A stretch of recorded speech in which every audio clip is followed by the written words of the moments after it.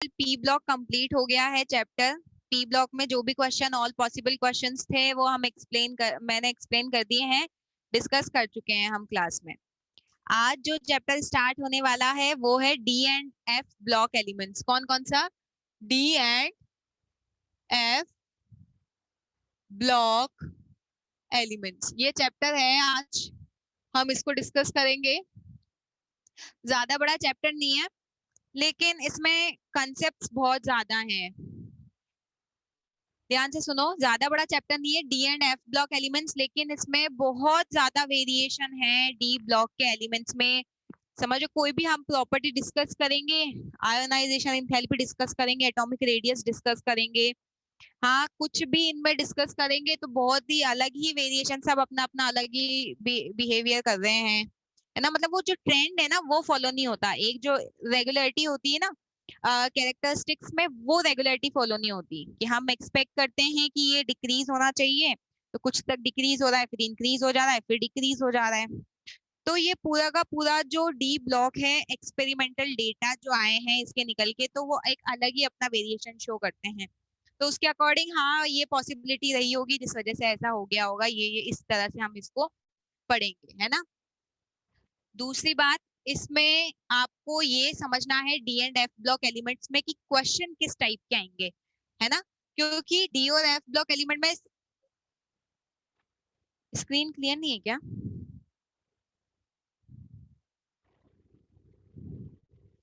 वापस से बनाना पड़ेगा उनको।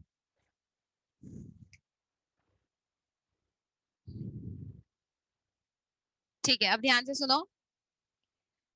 D and F block elements में क्वेश्चंस जो हैं वो तो बहुत इजी बनेंगे। क्वेश्चंस जो हैं बहुत इजी बनेंगे, उनको किस तरह से सॉल्व करना है वो मैं एक्सप्लेन कर दूंगी।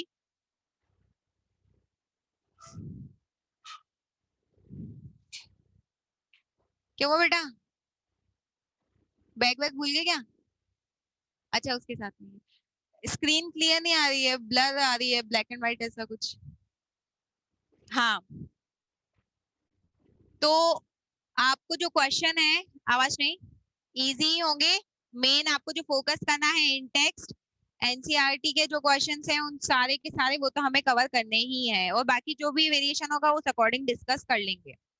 पी ब्लॉक का जो डिस्कशन है, और एक और हमारा चैप्टर बचा हुआ है, हाँ सॉल्यूशन का भी हमारा एनसीईआरटी डिस्कशन रहा है, तो वो हम लोग सैटरडे को रख लेते हैं। तो सैटरडे को हम ये P block, D and F और सॉल्यूशन, ये तीनों सबके जो जो भी हो जाएंगे उनका कवर कर लेंगे हम लोग डिस्कशन। ठीक है, उस दिन डिस्कस कर लेंगे हम, एक ही क्लास रख लेते हैं।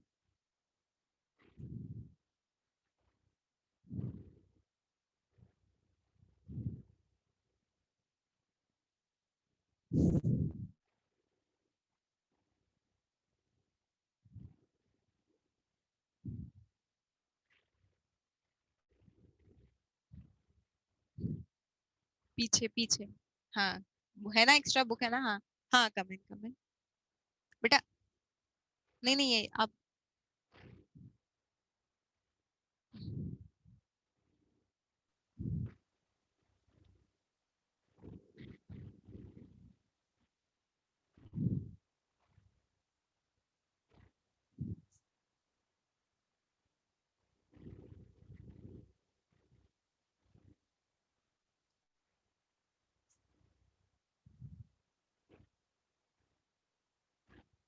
ठीक है।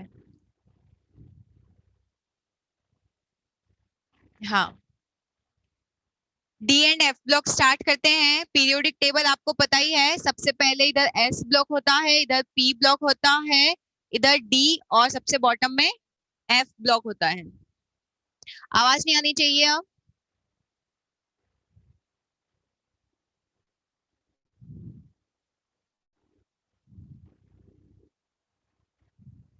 ठीक है, एस ब्लॉक में ग्रुप वन से, ग्रुप वन और ग्रुप टू होता है। यहाँ पे ग्रुप थ्री से ग्रुप 12 होता है, और यहाँ पे 13 से 18 ग्रुप होता है।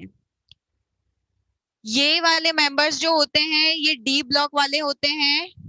यहाँ पर 4 पीरियड्स होते हैं। इसमें डी ब्लॉक में कितने होते हैं? 4 पीरियड्स होते हैं। डी ब्लॉक को हम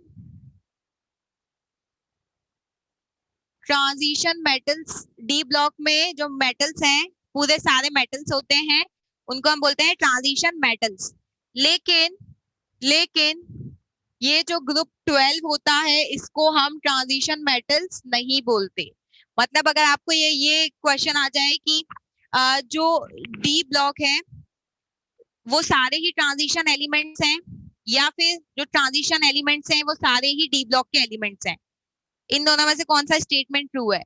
तो क्या है कि जो भी आपके डी ब्लॉक वाले एलिमेंट्स हैं वो सारे ही ट्रांजिशन एलिमेंट्स नहीं है, जबकि सारे ही ट्रांजिशन एलिमेंट्स जो हैं वो डी ब्लॉक के मेंबर्स हैं, है ना।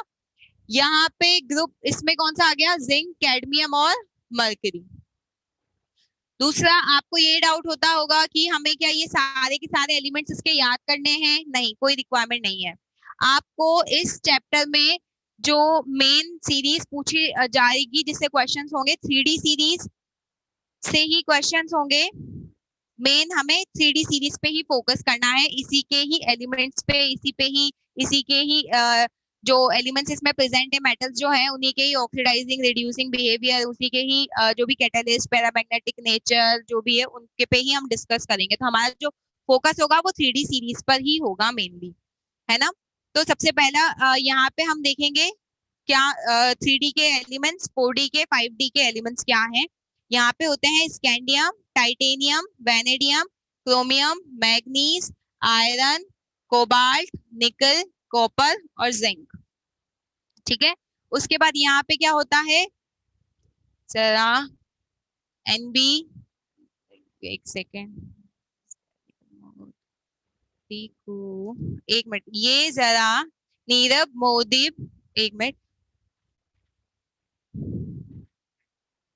हाँ एक मिनट, एक सेकेंड, थके नहीं, एक सेकेंड, हाँ, थके नहीं, एक मिनट, थके नहीं, रुके नहीं, रहे नहीं, आगे बढ़ते, एक मिनट, हाँ हाँ हाँ, पहाड़ पर आगे चढ़े, ला जरा हफ्ता, हाँ वही वही वही वही टेक्निक है। देखो, ला जरा हफ्ता, और फिर उसके बाद में यहाँ पे आता है वरना,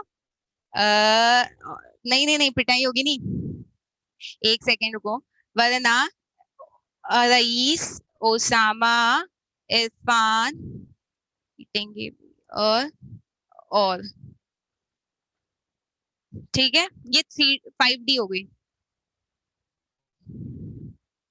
उसके बाद 6D के ज्यादा एलिमेंट्स तो बिल्कुल हम बहुत ही, 6D तो हम कंसिडर करेंगे ही नहीं, रेडियो एक्टिव एलिमेंट्स हैं उसमें, तो बस CRF, एक मिनट, सी, यहाँ पे आता है ना RF, यहाँ पे F, यही है ना, लास्ट वाला 6D का चेक करो, CN है, ठीक है। बस हमें ये एलिमेंट्स कुछ याद, पार्टिसिपेंट्स, हाँ हाँ हाँ, कहाँ पे, कहाँ कहाँ, एक मिनट, TI हफ्ता, TI W, यहाँ पे TA आएगा, ला जरा हाँ सॉरी सॉरी सॉरी, जरा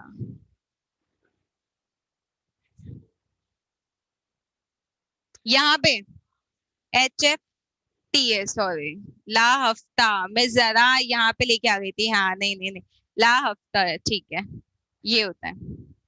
अब ध्यान से सुनो,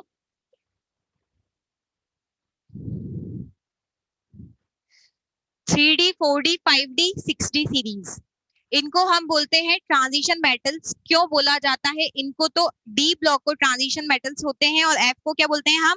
inner transition metals.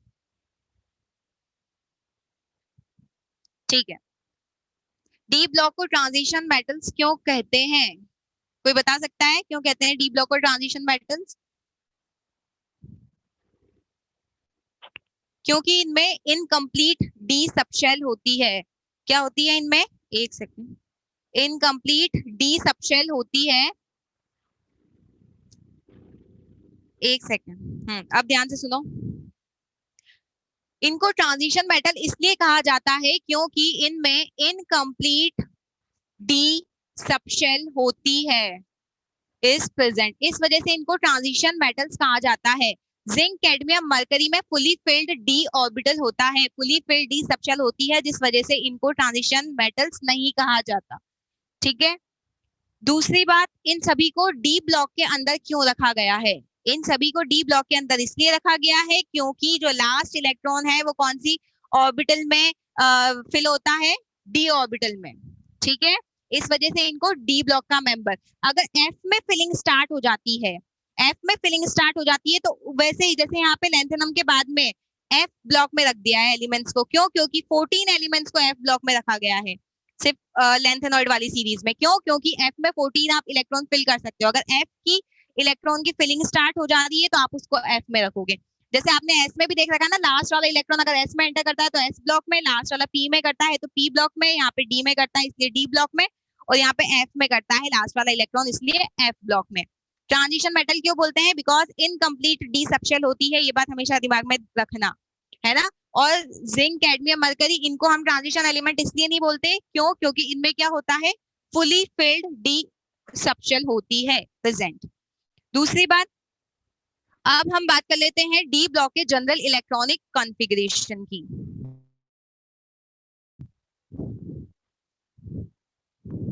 D block के general electronic configuration, general electronic configuration of D block क्या होता है? n-1 d 1 से 10 ns 1 से 2। इंपॉर्टेंट है, ये पता रखना है ना, ये भी पूछा जा सकता है 1 मार्क में 4 ऑप्शन देके कि भाई डी ब्लॉक का जनरल इलेक्ट्रॉनिक कॉन्फ़िगरेशन क्या होता है। अब यहाँ पे गड़बड़ क्या कर देते हैं, ns 0 से 2 करके आ जाते हैं बहुत सारे बच्चे, है ना। ns 0 से 2 भी करके आ जाते हैं कि यार 0 से, पर यहाँ पे आपको ध्यान में रखना ns 1 से 2 होगा। ठीक है, यहाँ पे वहां पे तो 4 ऑप्शन सेम ही लगेंगे, पर आपको दिमाग लगाना है कि क्या गड़बड़ नहीं करनी है हमें।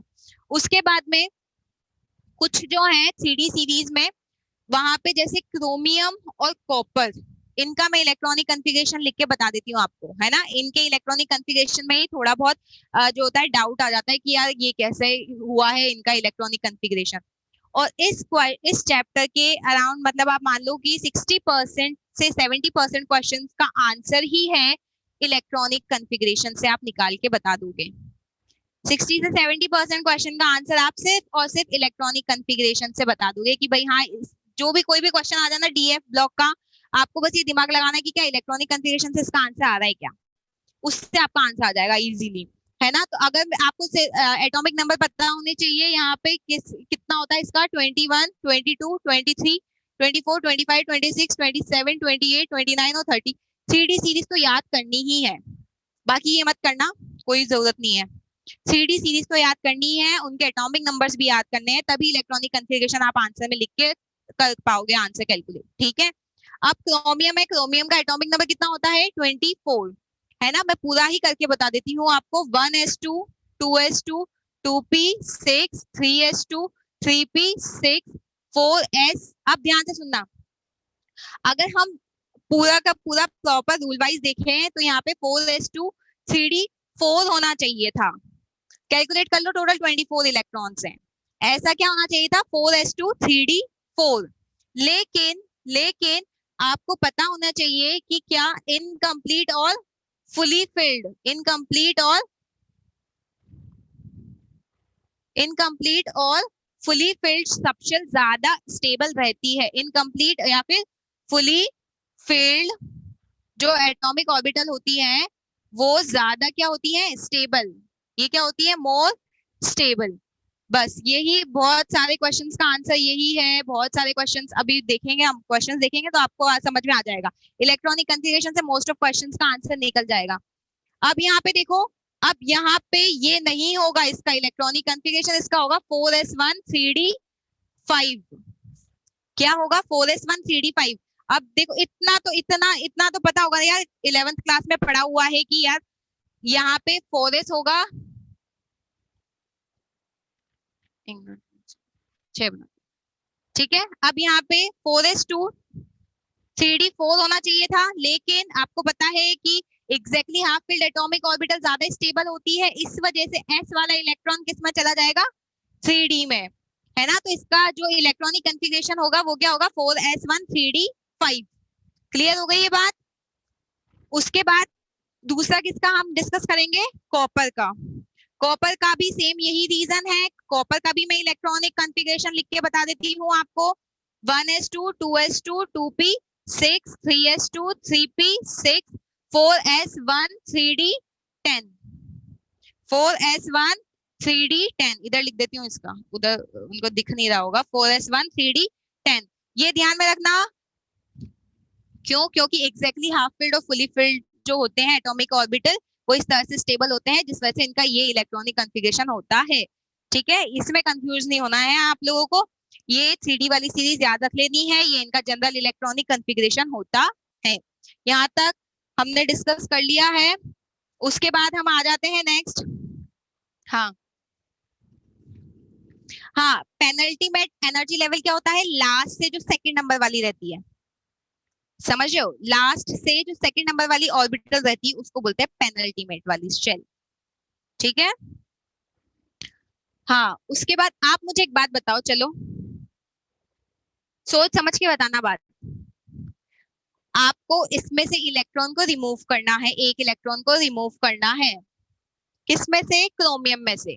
सोच समझ के बताना, क्रोमियम में से एक इलेक्ट्रॉन को रिमूव करना है, 4s में से इलेक्ट्रॉन निकलेगा, 3d में से इलेक्ट्रॉन निकलेगा, 4s में से इलेक्ट्रॉन निकलेगा, समझ रहे हो। भले 4s आपने लिखी पहले है और 3d में फिलिंग आपने बाद में की है, समझ रहे हो, 3d में फिलिंग बाद में की, लेकिन इलेक्ट्रॉन जो है वो पहले 4s में से निकलेगा, समझ रहे हो। आ गई बात समझ में।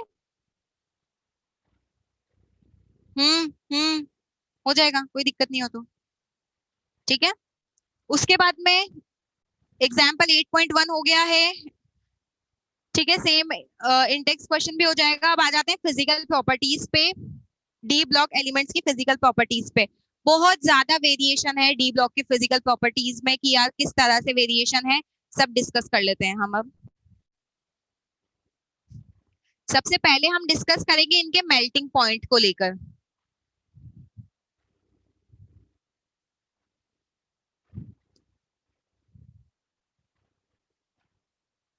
सबसे पहले हम अभी क्या कर रहे हैं, डिस्कस कर रहे हैं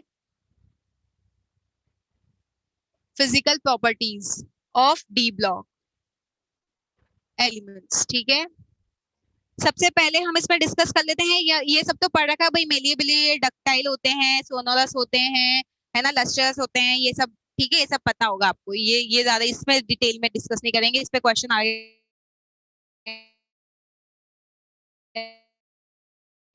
पहले जो है, सबसे पहले की मेल्टिंग पॉइंट।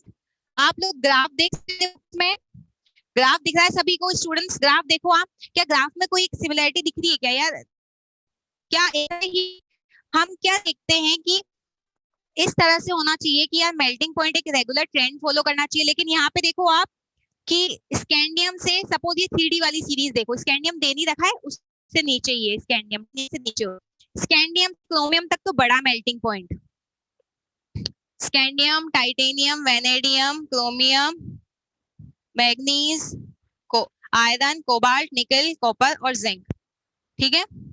आपने देखा कि यहाँ तक तो मेल्टिंग पॉइंट बड़ा, मैग्नीज में देखो एकदम से सडन डिक्रीमेंट, एकदम से सडन एकदम से सडन डिक्रीमेंट मिला आपको मैग्नीज में। उसके बाद देखो आयरन कोबाल्ट और निकल पे कांस्टेंट हो गया है, क्या हो गया है, एक थोड़ा सा कांस्टेंट हो गया है। उसके बाद देखो फिर वापस से क्या हुआ है, डिक्रीमेंट हुआ है। अब ऐसा क्यों हुआ, ध्यान से सुनना। मेल्टिंग पॉइंट जो होता है, ध्यान से सुनो, मेल्टिंग पॉइंट जो होता है मतलब कि आपको क्या करना है उस मेटल में, मेटल की अगर मैं बात कर रही हूँ तो मेटल में क्या होगा, मेटेलिक बॉन्ड्स होंगे, मेटल में क्या होगा, मेटेलिक बॉन्ड्स, और ये कौन फॉर्म करते हैं मेटेलिक बॉन्ड्स? Unpaired electron. समझ रहे हो? मेटल्स में जो अनपेयर्ड इलेक्ट्रॉन है वही तो मेटेलिक बॉन्ड फॉर्म करते हैं। मेटल्स में एटम्स के बीच में कौन सा बॉन्ड इंटरेक्शन होता है, कौन सा बॉन्ड होता है? मेटेलिक बॉन्ड प्रेजेंट होता है ना? तो यहाँ पे वो मेटेलिक बॉन्ड कौन फॉर्म करते हैं? एक एटम दूसरे एटम के अनपेयर्ड इलेक्ट्रॉन के साथ में ही वो बॉन्ड बना रहा है। तो मतलब हम इस बात को देख सकते हैं, इसको इस चीज से रिलेट कर सकते हैं कि जितने ज्यादा अनपेयर्ड इलेक्ट्रॉन होंगे उतना ज्यादा मेटेलिक इंटरेक्शन भी उनमें ज्यादा होगा, तो उतना ज्यादा उसका क्या होगा? मेल्टिंग पॉइंट होगा। तो कहाँ तक हम चले गए? क्रोमियम तक चले गए हम, है ना? लेकिन मैग्नीज में भी तो, मैग्नीज में तो भी तो अनपेयर्ड इलेक्ट्रॉन होते, तो मैग्नीज का तो सबसे ज्यादा होना चाहिए था, है कि नहीं? लेकिन यह सडन डिक्रीमेंट आ जाता है, ये एक्सेप्शन शो करता है। अगर हम ये ट्रेंड को जो मैंने बताया अनपेयर्ड इलेक्ट्रॉन वाली बात, उससे ये मैग्नीज एक अलग ही एक्सेप्शन शो करता है। इसका ये रीजन हम देख सकते हैं कि मैग्नीज जो होता है वो उसमें बोलते हैं ना एकदम स्टेबल इलेक्ट्रॉनिक कॉन्फ़िगरेशन है, एकदम ही स्टेबल इलेक्ट्रॉनिक कॉन्फ़िगरेशन है। वो चाहता ही नहीं है कि उसका स्टेबल इलेक्ट्रॉनिक कॉन्फ़िगरेशन को वो बॉन्डिंग में पार्टिसिपेट करके डिस्टर्ब करे किसी तरह से। ठीक है, इस तरह से आप इसको ले सकते हो। अदरवाइज आपको बस सिर्फ और सिर्फ बस ये मैग्नीज ही है जो एक्सेप्शन फॉलो कर रहा है, बाकी तो आपने देखा ना जैसे जैसे अनपेयर्ड इलेक्ट्रॉन बड़े हैं मेल्टिंग पॉइंट बड़ा है, उसके बाद कम होते गए हैं अनपेयर्ड इलेक्ट्रॉन। जैसे जैसे आप इधर आते जाओगे जिंक पे तो है ही नहीं अनपेयर्ड इलेक्ट्रॉन, तो मेल्टिंग पॉइंट क्या हो गया? कम हो गया। क्यों? क्योंकि मेल्टिंग पॉइंट किसके लिए तो मतलब नंबर ऑफ अनपेयर्ड इलेक्ट्रॉन ही किसके लिए रिस्पॉन्सिबल होते हैं भाई? इनमें मेटेलिक बॉन्ड्स के लिए फॉर्म करने के लिए, है ना? तो जितना ज्यादा उनमें इंटरेक्शन होगा उतना ज्यादा उसका मेल्टिंग पॉइंट होगा। आगे बात समझ में यहाँ तक? ठीक है। उसके बाद ये मैं लिखवाऊं या बुक में अंडरलाइन करवा दूं? यहाँ पे देखो आप, चलो मैं बता ही देती हूँ। यहाँ पे लास्ट से थर्ड लाइन देखो, पेज नंबर 218 पे अंडरलाइन करना स्टार्ट करो। लास्ट से थर्ड लाइन देखो। अच्छा ये कुछ आया क्या? स्क्रीन ब्लर है एंड वीडियो। आप लोग जो ऑनलाइन बैठे हुए स्क्रीन सही दिख रही है आपको? नहीं नहीं सब सही है, आप चेक करो एक बार। हाँ, अंडरलाइन करो ये लास्ट से third line. The maxima at about the middle of each series indicate that one unpaired electron पर d orbital is particularly favourable for strong inter atomic interaction. Underline कर लो पूरा इंटर एटॉमिक इंट्रैक्शन तक। अगर आपके पास book नहीं है तो आप किसी के साथ में बैठ जाओ, शिफ्ट हो जाओ, ताकि क्योंकि बुक से क्या रहेगा ना, आपको ग्राफ भी दिखेगा तो ज्यादा समझ में आएगा। ठीक है, आप किसी के साथ शिफ्ट हो जाओ। वो पे वो अच्छा दो जने पहले, है ना? तो मतलब उसके बाद नेक्स्ट टाइम भी अंडरलाइन करो। The in general greater the number of valence electron stronger is the resultant bonding. ठीक है, उसके बाद यहाँ एक नया वर्ड है इंथैल्पी ऑफ एटोमाइजेशन, और ये जो नीचे ग्राफ दे रखा है ना वो उसी का ही दे रखा है। नेक्स्ट यहाँ पे एक नया वर्ड आया है enthalpy of atomisation. What is this enthalpy of atomisation? Enthalpy of atomisation वो एनर्जी होती है ना? इंथैल्पी चेंज जब one mole of gaseous atom, suppose यहाँ पे किसी सपोज मैग्नीज का मान लिया मैंने, जब one mole of gaseous atom is obtained from that element in its state, जिसमें वो रूम टेम्परेचर पे प्रेजेंट होता है ना? एक स्पेसिफिक टेम्परेचर प्रेशर पे जिस स्टेट में वो प्रेजेंट होता है, उससे गैसियस स्टेट में उसके वन मोल को ऑब्टेन करना इंथैल्पी ऑफ एटोमाइजेशन कहलाता है। जैसे यहाँ पे सॉलिड स्टेट में होगा, मैग्नीज कौन सी स्टेट में होगा? सॉलिड स्टेट में होगा। उससे उसको एक मोल ऑफ गैसियस मैग्नीज के एटम्स को क्या करना, मतलब समझ अचीव करना, मतलब ऑब्टेन करना, समझ ऑब्टेन करना वन मोल ऑफ मैग्नीज के गैसियस एटम्स किसमें? जब ये उसकी, जब मैग्नीज उसकी जो स्टेट में प्रेजेंट है उससे, उस टाइम पे जो एनर्जी क्या बोलते हैं चेंज आएगा, उसको हम बोलते हैं इंथैल्पी ऑफ एटोमाइजेशन। मतलब आप इसको इस तरह से ले सकते हो कि इंथैल्पी ऑफ एटोमाइजेशन में सबसे पहले क्या क्या किया होगा आप लोगों ने? बॉन्ड को ब्रेक किया होगा। मतलब ऑब्वियस बात है, इंट्रैक्शन को अलग अलग करके ही तो आपने क्या किया है, उसके एटम्स को लिया है। तो यहाँ पे भी जो एंथैल्पी ऑफ एटोमाइजेशन होता है, तो बॉन्ड को ब्रेक कर रहे हो तो एनर्जी रिलीज होगी या देनी पड़ेगी, बताओ? देनी पड़ेगी। तो एंथैल्पी ऑफ एटोमाइजेशन पॉजिटिव होगी कि नेगेटिव होगी? पॉजिटिव होगी, ठीक है। तो इंथैल्पी ऑफ एटोमाइजेशन मतलब कि गैसियस एटम में वन मोल को उसके एटम्स को लेना, ऑब्टेन करना, जो उस जिस स्टेट में वो प्रेजेंट है। तो पहले इंटरेक्शन को ब्रेक करना पड़ेगा आपको, है ना, उसके बाद फिर उसको गैसियस में कन्वर्ट करना पड़ेगा। आई बात समझ में? तो यहाँ पे इसको क्या बोलेंगे हम? इंथैल्पी ऑफ एटोमाइजेशन, जो भी ऑल्सो किस पे डिपेंड करेगी? नंबर ऑफ वैलेंस इलेक्ट्रॉन्स पे। नंबर ऑफ वैलेंस इलेक्ट्रॉन, भाई जितने ज्यादा वैलेंस इलेक्ट्रॉन उतना ज्यादा इंटर एटॉमिक इंटरेक्शन, उतनी ज्यादा आपको एनर्जी देनी पड़ेगी उसके gaseous atom, one mole of gaseous atom को ऑब्टेन करने के लिए। समझ रहे हो? समझ में आया? मैंने क्या बोला? जितने ज्यादा नंबर ऑफ वैलेंस इलेक्ट्रॉन उतना ज्यादा इनमें इंटर एटॉमिक इंटरेक्शन या फिर मेटल मेटल बॉन्ड, है ना, उतना ज्यादा इंटर एटॉमिक इंटरेक्शन होगा। जितना ज्यादा इंटर एटॉमिक इंटरेक्शन होगा उतनी ज्यादा आपको एनर्जी देनी पड़ेगी कि वो जो बॉन्ड पहले ब्रेक हो, तभी तो जाके आप उसके वन मोल ले पाओगे गैसियस स्टेट में एटम्स। समझ रहे हो? सॉलिड स्टेट में तो इनमें इंटरेक्शन है सारा का सारा, यहाँ पे आप अलग से निकाल रहे हो, उसके एटम्स को अलग कर रहे हो, बॉन्ड को ब्रेक कर रहे हो, उस इंटरेक्शन को ब्रेक कर रहे हो। समझ में आई बात? क्लियर हुआ? तो यहाँ पे इसका ग्राफ देखो, कुछ कुछ इसी के जैसा ही है, मेल्टिंग पॉइंट के जैसा ही है, क्योंकि दोनों में सेम बात ही है, दोनों के दोनों ही नंबर ऑफ वैलेंस इलेक्ट्रॉन पे डिपेंड कर रहे हैं, मतलब इंटर एटॉमिक इंटरेक्शन पे डिपेंड कर रहे हैं। तो एंथैल्पी ऑफ एटमाइजेशन क्लियर हो गया? ठीक है, ऑल क्लियर? गुड, समझ गए? क्लियर हो गया सबको? ठीक है। उसके बाद में नेक्स्ट आ जाते हैं हम। हाँ, उसके बाद में नेक्स्ट हम यहाँ पे variation in atomic sizes of transition metals, variation in atomic sizes of transition metal, ठीक है। हाँ, उसके बाद आप मुझे एक बात बताओ, चलो 3D सीरीज का तो समझ में आ गया, 4D और 5D में बिल्कुल एक एक एक एक पॉइंट ध्यान से सुना, एक एक एक पॉइंट जो मैं बताना चाह रही हूँ एकदम दिमाग में जाना चाहिए, क्योंकि पढ़ने से समझ में नहीं आएगा, जो जो चीजें मैं बता रही हूँ ध्यान से सुनना। 3D का तो चलो ये वाला इनका ग्राफ था, वो हमने बना लिया ये इस तरह से, ठीक है। पर 4D वाला इनके ऊपर क्यों बना, 5D वाला इनके ऊपर क्यों बन गया? मतलब ये यूं कहना चाह रहा है ग्राफ की 4D और 5D में इंटर एटॉमिक इंटरेक्शन ज्यादा है, ज्यादा है इंटर एटॉमिक इंटरेक्शन। क्यों है? रीजन सुनना। आपको पता है 4D और 5D में जो एटॉमिक साइज होगी वो ज्यादा होगी 3D से, मानते हो ये बात? एटॉमिक साइज ज्यादा होगी, तो जो न्यूक्लियस से valence electron force of attraction feel करेगा वो इतना नहीं कर पाएगा 4D और 5D में, है ना, इतना नहीं कर पाएगा। और अगर वैलेंस इलेक्ट्रॉन इतना फोर्स ऑफ अट्रैक्शन नहीं फील कर पा रहे तो इंटर एटॉमिक इंटरेक्शन ज्यादा अच्छे से डेवलप कर लेंगे वो। समझ रहे हो? वापस बता रही हूँ, ध्यान से सुनना। 3D का तो ये बन गया, 4D 5D ऊपर आ गए इसके। क्यों आ गए? इंथैल्पी ऑफ एटमाइजेशन इनसे ज्यादा होती है 4D की, उनसे भी ज्यादा होता है 5D की। मेल्टिंग पॉइंट में भी सेम यही केस था। तो आपको तो पता है कि भाई ये जो है वो नंबर ऑफ वैलेंस इलेक्ट्रॉन पे, पर इसके नीचे का जो दोनों सब में तो सेम सेम वैलेंस इलेक्ट्रॉन है, तो इनमें क्यों अलग हुआ, उनमें क्यों ज्यादा हो गए? क्योंकि आपको पता है कि एटॉमिक साइज जो होती है 4D 5D की ज्यादा होती है 3D से।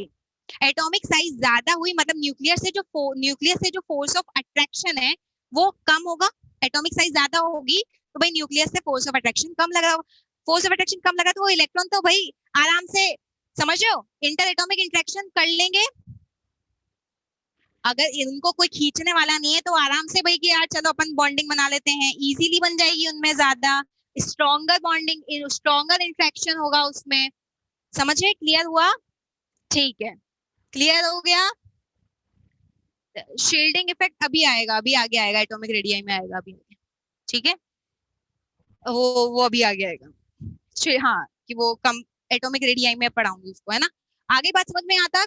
जो जो पॉइंट इंपॉर्टेंट लगे ना वो नोट कर लेना यहाँ पे, इसीलिए आप यहाँ पे देखो लास्ट जो पैराग्राफ है पेज नंबर 219 पे ये डायग्राम दे रखा है, उससे ऊपर वाला पैराग्राफ को अंडरलाइन कर लो। The metal of the second and third series have greater enthalpy of atomization, है ना, then the corresponding element of first series. क्यों? बिकॉज मेटल मेटल बॉन्डिंग उनमें ज्यादा होती है। ठीक है, उसके बाद नेक्स्ट आ जाओ, variation in atomic and ionic size of transition metal, बहुत इंपॉर्टेंट है ये। अब नेक्स्ट हम देखेंगे variation in atomic size. Second, variation in atomic size, ध्यान से सुनना। Scandium, titanium, vanadium, chromium, manganese, iron, cobalt, निकल, कॉपर और जिंक। आप देख रहे होंगे, इसका ग्राफ दिया है ना, एटॉमिक रेडियाई का ग्राफ देखो, पेज नंबर 220 पे ग्राफ देखो। ग्राफ को देखने पे हमको ये बात पता चल रही है कि मैग्नीज तक तो एटॉमिक रेडियाई जो है वो डिक्रीज हुई है, मैग्नीज तक एटॉमिक रेडियाई डिक्रीज हुई है। उसके बाद आयरन, कोबाल्ट, निकल में कांस्टेंट हो गई है, उसके बाद कॉपर और जिंक में इंक्रीज हो गई है। मानते हो ये बात? अब रीजन सुनो। हाँ, इंक्रीज हुई है। क्या? नहीं नहीं नहीं, ये तीन का ट्रिपलेट एक पेयर ही होता ही है, ठीक है। इन तीनों की कांस्टेंट अप्रोक्स कांस्टेंट ही रहती है, कुछ ज्यादा खास वेरिएशन नहीं, थोड़ा हल्का फुल्का मान लो बस ऐसा। अब ध्यान से सुनो, इस टाइप का वेरिएशन क्यों देखने को मिला है हमें?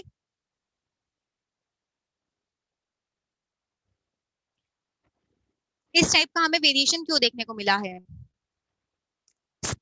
यहाँ तक तो हम एक्सपेक्ट कर रहे थे, आपको पता है जब हम पीरियड में मूव करते हैं तो जो एटॉमिक रेडियाई होती है वो क्या होती है? डिक्रीज करती है because of increase in effective nuclear charge. मानते हो ये बात? इफेक्टिव न्यूक्लियर चार्ज बढ़ता है, जिस वजह से यहाँ पे इफेक्टिव न्यूक्लियर चार्ज क्या हो रहा है? बढ़ रहा है, जिस वजह से एटॉमिक रेडियाई डिक्रीज हुई है। एक और फैक्टर है यहाँ पे, कौन सा? Screening effect. What is this screening effect? मतलब आप यूं मानो, देखो अभी सिर्फ एक जनरल, बस आपको समझ में आ जाए ना इसलिए बना रही हूँ मैं, ऐसा कुछ होता नहीं है, बस समझ में आ जाए आप लोगों को। ये सपोज न्यूक्लियस है, ये है आपकी 3D, ये है 4s, ठीक है। 4s में इलेक्ट्रॉन फिल कर दिए, अब 3D में आ रहे हैं। 4s में इलेक्ट्रॉन फिल कर दिए, अब 3D में आ रहे हैं। इनिशियली आया एक इलेक्ट्रॉन, स्कैंडियम की बात कर रही हूँ मैं, ध्यान से सुनो। फिर नहीं आएगा, समझ में आने वाला ही नहीं, बुक से पढ़ोगे तो बिल्कुल जीरो समझ में आएगा। अब मैं समझा रही हूँ ना, उसके बाद पढ़ोगे ना सारा समझ में आएगा, ध्यान से। 4s है, 3D है, ठीक है। ये स्कैंडियम का बना दिया मैंने। अब आप एक बात देखो, यहाँ पे स्क्रीनिंग इफेक्ट होता क्या है? इनर इनर यहाँ पे न्यूक्लियस और वैलेंस इलेक्ट्रॉन, 4s वाले हैं भाई वैलेंस इलेक्ट्रॉन, तो न्यूक्लियस और वैलेंस इलेक्ट्रॉन के बीच में यहाँ पे 3D वाले इलेक्ट्रॉन्स अगर ज्यादा होंगे, सपोज अभी वो क्या करते हैं, एक तरह से शील्ड प्रोवाइड करते हैं, एक तरह से शील्डिंग, है ना। मतलब कि शील्डिंग इस तरह से कि नहीं, हम तो तुम्हें फोर्स, जो बोलते हैं ना, जो न्यूक्लियस से फोर्स ऑफ अट्रैक्शन है ना, वो हम लेने ही नहीं देंगे। समझ रहे हो? हम्म, कि भाई एक तरह से शील्ड प्रोवाइड कर रहे हैं कि इस तरह से सपोज यहाँ पे ज्यादा इलेक्ट्रॉन हो गए तो कि हम तो लेने ही नहीं देंगे तुम्हें फोर्स ऑफ अट्रैक्शन जो तुम एक्सपीरियंस करना चाह रहे हो ना, आउटर मोस्ट वाले वैलेंस इलेक्ट्रॉन, हम तो एक शील्ड की तरह खड़े हुए हैं। हम नहीं, ये जो पॉजिटिव जो फोर्स ऑफ अट्रैक्शन तुम एक्सपीरियंस करते थे, हम वो उतना करने ही नहीं देंगे तुमको, हम एक शील्ड की तरह खड़े हुए हैं। इस तरह से भी ले सकते हो, या फिर ये इंटर इलेक्ट्रॉनिक रिपल्शन, ठीक है। कहीं कहीं पे इंटर इलेक्ट्रॉनिक रिपल्शन, मतलब अगर ज्यादा हो जाएंगे 3D में तो 4s और 3D वाले इलेक्ट्रॉन इंटर इलेक्ट्रॉनिक रिपल्शन कर देगा, है ना। तो अब यहाँ पे ये फैक्टर कहाँ आ गया है? यहाँ पे ध्यान से सुनो।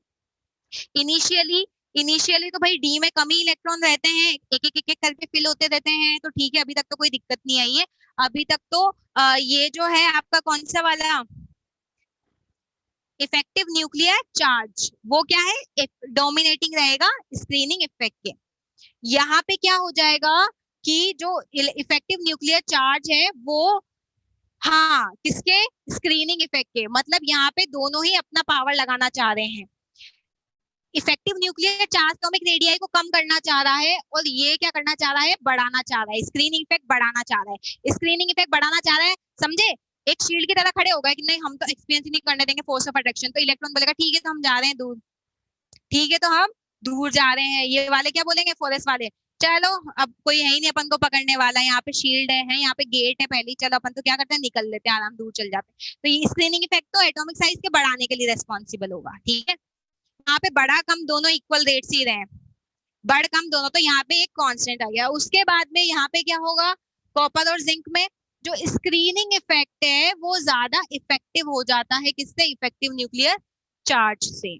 तो जिस वजह से जो एटॉमिक रेडियस हो जाती है वो क्या हो जाती है, बढ़ जाती है। अब भाई बहुत सारे इलेक्ट्रॉन आ गए, इंटर इलेक्ट्रॉनिक रिपल्शन नहीं होगा क्या इनमें, धक्का मुक्की करेंगे, बोलेंगे धक्का भाई बच जाओ तुम भागो, समझ रहे हो। वो उस तरह से भी समझ सकते हो, या फिर एक शील्ड की तरह, भाई हम तो एक्सपीरियंस करने नहीं देंगे तुम्हें, तो ये दूर चल जाएंगे, तो ये आप नोट डाउन कर लो, एटॉमिक रेडियाई करके बुक में ही नोट डाउन कर लो, क्योंकि बुक से ही पढ़ोगे ना, तो बुक से ही नोट डाउन कर लो। समझ में आया। हम्म।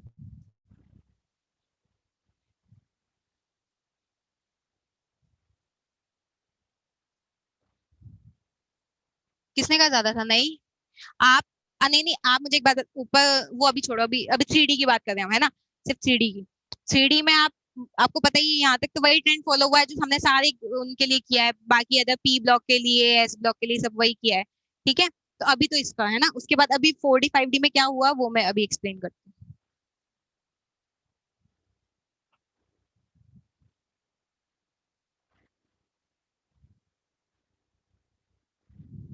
हाँ, उसके बाद आप देखो कि डायग्राम फिगर 8.3 पेज नंबर 220 पे, कि 3D का तो चलो ये बन गया, 4D और 5D में तो एटॉमिक रेडियाई तो यार वेरिएशन ही नहीं है, गैप ही नहीं है इनमें, तो 4D और 5D में तो देखो है, 4D 5D तो बिल्कुल एक दूसरे में, हम तो भाई ओवरलैप ही होना चाह रहे हैं, जबकि ऐसा नहीं होना चाहिए था ना, ऐसा नहीं होना चाहिए था, थोड़ा सा और ऊपर होना चाहिए था, इनको एटॉमिक रेडियस ज्यादा होती है 3D वाले। 4D 5D में पूछ लिया एटॉमिक रेडियस सबसे ज्यादा किसकी, तो क्या बोलोगे, 5D की।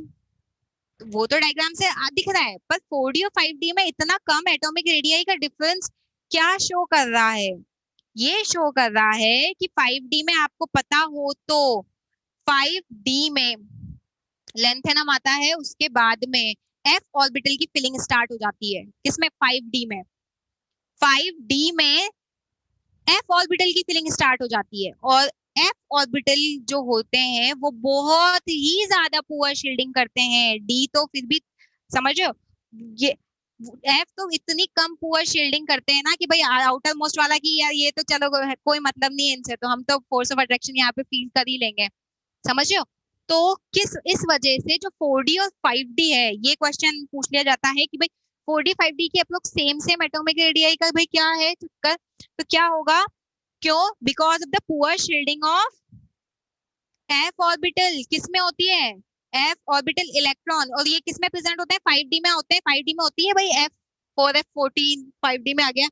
तो इसके कारण जो एटॉमिक साइज हो जाती है वो क्या हो जाती है, कम हो जाती है, जो एक्सपेक्टेड हमने बिहेव किया था ना उससे नहीं आ रही है, वो बात नहीं आ रही है, एक्सपेक्टेड से नहीं बात आ रही है, ठीक है। इस वजह से क्यों, because poor shielding of F orbital, इसी को ही बोलते हैं, क्या बोलते हैं इसको, लेंथेनॉइड कॉन्ट्रैक्शन, क्या बोलते हैं, लेंथेनॉइड कॉन्ट्रैक्शन। स्टार लगाना, पूछा जाता है लेंथेनॉइड कॉन्ट्रैक्शन।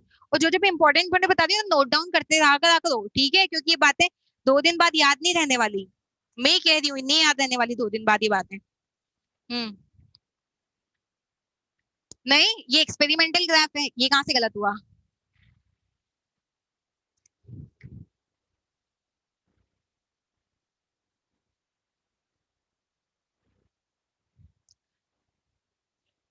कहाँ है, कहाँ है ज्यादा, स्कैंडियम का कम है, उसके बाद में स्कैंडियम के बाद में एट्रिबियम आ गया, वाई ऊपर है उसका,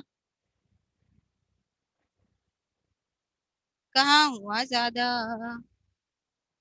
नहीं नहीं नहीं, वो नहीं, इन दोनों, इन लास्ट, फर्स्ट और लास्ट वाले में मत देखो कंपैरिजन, फर्स्ट और लास्ट वाले में मत जाओ, फर्स्ट और लास्ट वाले में मत जाओ।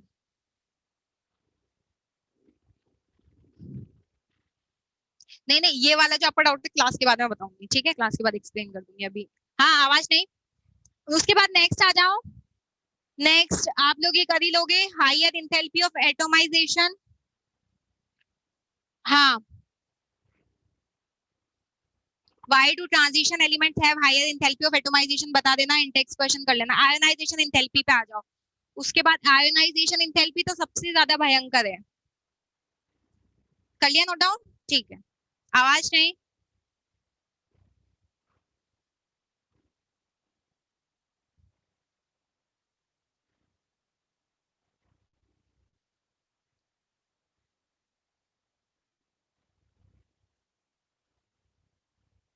आवाज नहीं.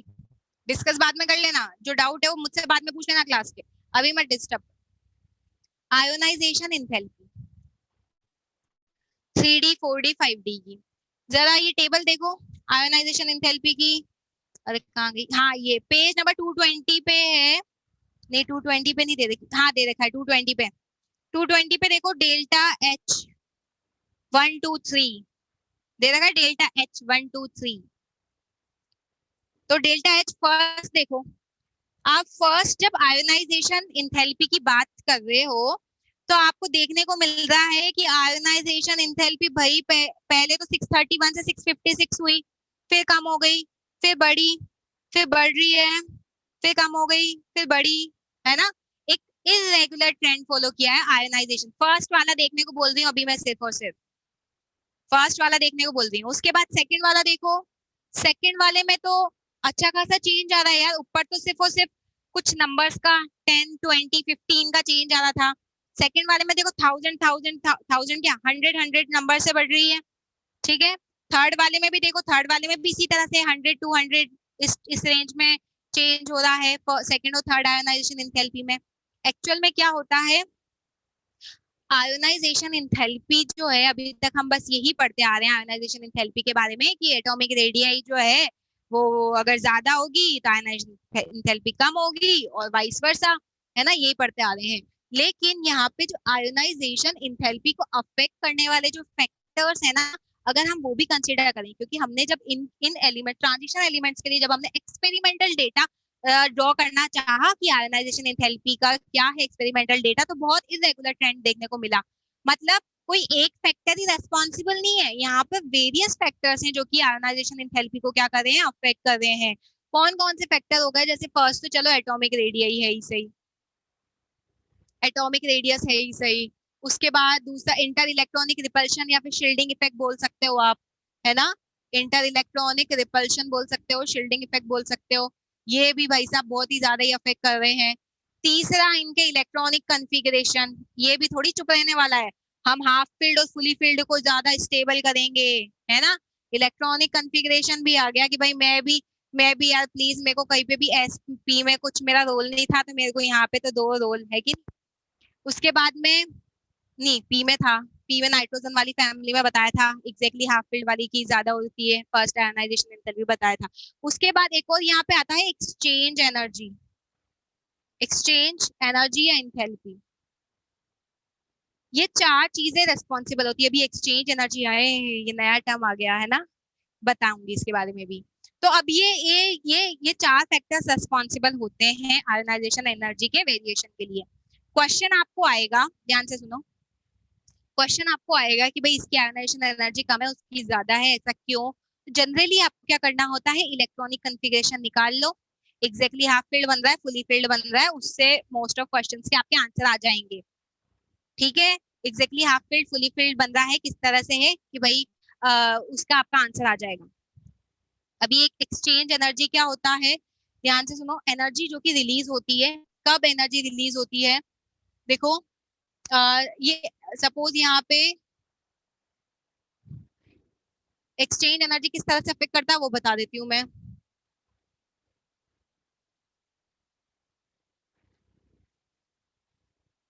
है ना, एनएस और एनडी है. ठीक है. अब सपोज मैं यहाँ पे कॉन्फ़िगरेशन लेती हूँ 3D4 का. ध्यान से सुन लो, ये बुक में पढ़ने पे बिल्कुल समझ में नहीं आने वाला, इसीलिए मैं इतना धीरे पढ़ा रही हूँ आज आप लोगों को कि बार बार रिपीट करूंगी, क्या पता थोड़ा बहुत दिमाग में चला जाए. तो 3D5 दो का मैं एक्सचेंज एनर्जी करके बता रही हूँ, उसके बाद आप समझदार हो बाकी कर लोगे. एक्सचेंज एनर्जी सपोज 3D4 है, ये इस तरह से, है ना. तो ये वाला जो इलेक्ट्रॉन है वो पहले किस किस के साथ में एक्सचेंज कर सकता है, सिर्फ और सिर्फ इसी की सिमिलर स्पिन होनी चाहिए और दूसरा इसी के जैसी एनर्जी वाला होना चाहिए वो इलेक्ट्रॉन भी। तो ये इसके साथ में भी एक्सचेंज कर सकता, देखा होगा ना ये डायग्राम, 11th क्लास में कभी पढ़े होगे, एनसीईआरटी भूल के खोल ली होगी तो। इसके साथ में भी एक्सचेंज कर सकता है और इसके साथ में भी एक्सचेंज कर सकता है। ठीक है, कितने एक्सचेंज हो गए? 3 एक्सचेंज हो गए। उसके बाद में अगर मैं इस इलेक्ट्रॉन इसकी बात करूं तो एक, अरे यार इसमें कहाँ भर दिया, एक ही इसके साथ में और एक इसके साथ में एक्सचेंज कर सकता है, 2 एक्सचेंज।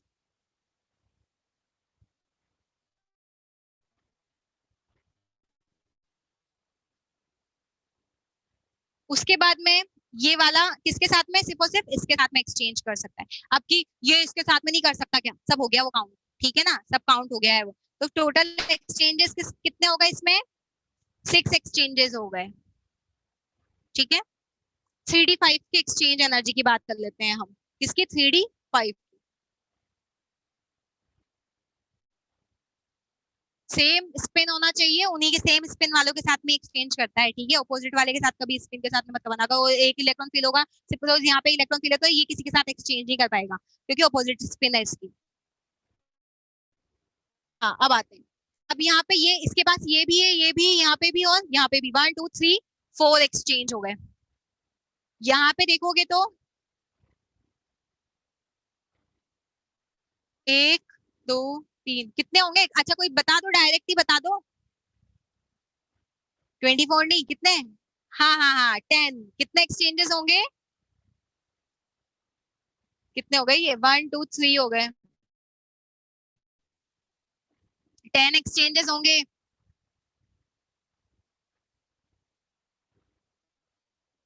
और यहाँ पे एक एक्सचेंज। समझ रहे हो? अभी आदि बना लेना ये, चलो मैं बना देती हूँ अभी लास्ट वाला। एक एक्सचेंज। यहाँ पे कितने एक्सचेंज है? यहाँ पे 6 एक्सचेंज है। यहाँ पे ज्यादा एनर्जी रिलीज होगी, जिसमें ज्यादा एनर्जी रिलीज होती है वो ज्यादा स्टेबिलिटी के रिप्रेजेंट कर रहा है। तो यहाँ पे 3d5 ज्यादा स्टेबल की 3d4 ज्यादा स्टेबल? 3d5 ज्यादा स्टेबल, समझे? 3d5 वाली ज्यादा स्टेबल होगी, तो जो ज्यादा स्टेबल होगी उस केस में आपको इलेक्ट्रॉन को रिमूव करने के लिए ज्यादा एनर्जी देनी पड़ेगी या कम एनर्जी देनी पड़ेगी? ज्यादा एनर्जी देनी पड़ेगी, समझ रहे हो? कहाँ पे? नहीं 10 ही एक्सचेंजेस ही होंगे, 10 ही होंगे। अरे ये 4 3 2 और 1। ठीक है, आई बात समझ में? सबको क्लियर है? ये चारों के चारों फैक्टर्स किस तरह से यहाँ पे आयोनाइजेशन एनर्जी की बात हुई है, एक्सचेंज एनर्जी की, कि क्यों 3d5 ज्यादा स्टेबल है 3d4। एक्सचेंज एनर्जी कहीं पे टर्म देख लो तो ऐसा नहीं कि ये तो हमने पढ़ा ही नहीं है ना? हाँ। उसके बाद में जैसे मैं क्वेश्चन बता देती हूँ किस टाइप का क्वेश्चन। हाँ एग्जैक्टली exactly. जिसमें ज्यादा एनर्जी रिलीज होगी वो ज्यादा स्टेबल होगा, आपने पढ़ा होगा ना?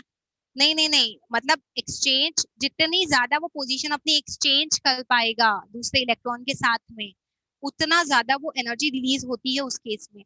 और जितनी ज्यादा एनर्जी रिलीज होती है। हाँ। हम्म।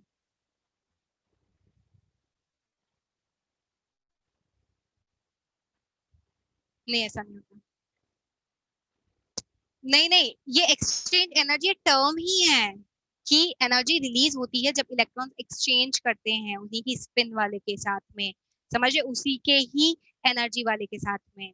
ठीक है, उसके बाद में नेक्स्ट आप, जैसे अगर आपको ये क्वेश्चन दे दिया जाए कि फर्स्ट आयोनाइजेशन एनर्जी आई ई फर्स्ट जो है वो किसकी ज्यादा होगी दोनों के केस में? आवाज नहीं, आप बताना। अगर आपको दे दिया, एक दे दिया आपको मैग्नीज दे दिया और एक आपको दे दिया सपोज वेनेडियम दे दिया। ठीक है, आपसे पूछ लिया फर्स्ट आयोनाइजेशन एनर्जी किसके केस में ज्यादा होगी और क्यों ज्यादा होगी, तो क्या बताओगे? दोनों की इलेक्ट्रॉनिक कंफिग्रेशन लिख के बता देना, है ना, कि भाई मैग्नीज वाले में स्टेबल इलेक्ट्रॉनिक कंफिग्रेशन होता है, इस वजह से इसकी फर्स्ट आयोनाइजेशन एनर्जी ज्यादा होगी। ठीक है, उसके बाद सेकंड थर्ड को भी वो पूछवा सकता है, तो देख लेना सेकंड थर्ड में आ रहा है क्या कोई स्टेबल, है ना? अगर स्टेबल आ गया तो ठीक है, वरना उस अकॉर्डिंग वाइस वर्सा अपना आंसर लिख के आ जाना। हाँ सेकंड नहीं, अभी तो मैं फर्स्ट की बात कर रही हूँ ना, फर्स्ट। हाँ हाँ हाँ, सेकंड वाली में हाँ, फिर वो उसके इलेक्ट्रॉनिक कॉन्फ़िगरेशन के अकॉर्डिंग, समझ रहे हो। फोर, और ध्यान रखना 4s में से इलेक्ट्रॉन निकालना पहले, आवाज नहीं। हाँ, जितने एक्सचेंजेस ज्यादा होते हैं वो उतना स्टेबल माना जाता है। हाँ, तो वो नंबर ऑफ अनपेयर्ड इलेक्ट्रॉन पे डिपेंड कर रहा है। हाँ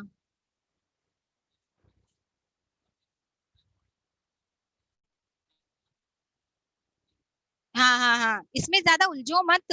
जो मैंने कंसेप्ट बताया ना, बस वही कंसेप्ट रखो अपना, कि ये इस तरह से पॉसिबल हो सकता है, इस तरह से पॉसिबल हो सकता है।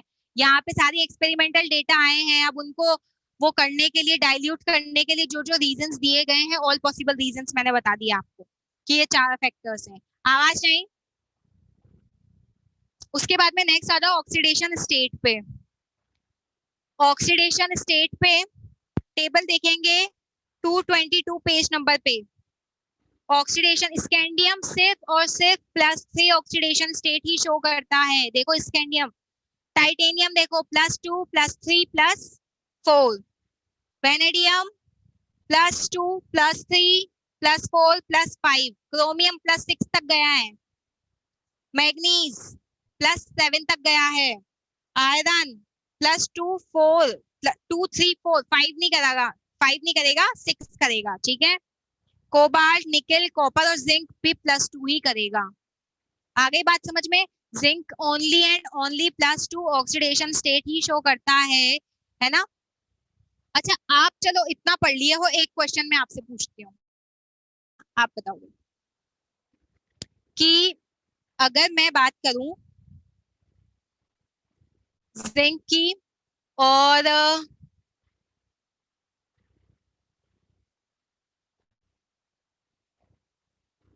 तो किसकी बात करूं, अगर सपोज जिंक की, कोई अनपेयर्ड इलेक्ट्रॉन नहीं है, कैसे होगी। हाँ, जिंक की बात करूं और कॉपर की बात करूं, ठीक है, कॉपर की बात करूं, कॉपर प्लस, अगर मैं बात करूं कॉपर +2 की, क्या कॉपर +2 को मैं ट्रांजिशन एलिमेंट में कंसीडर करूंगी क्या।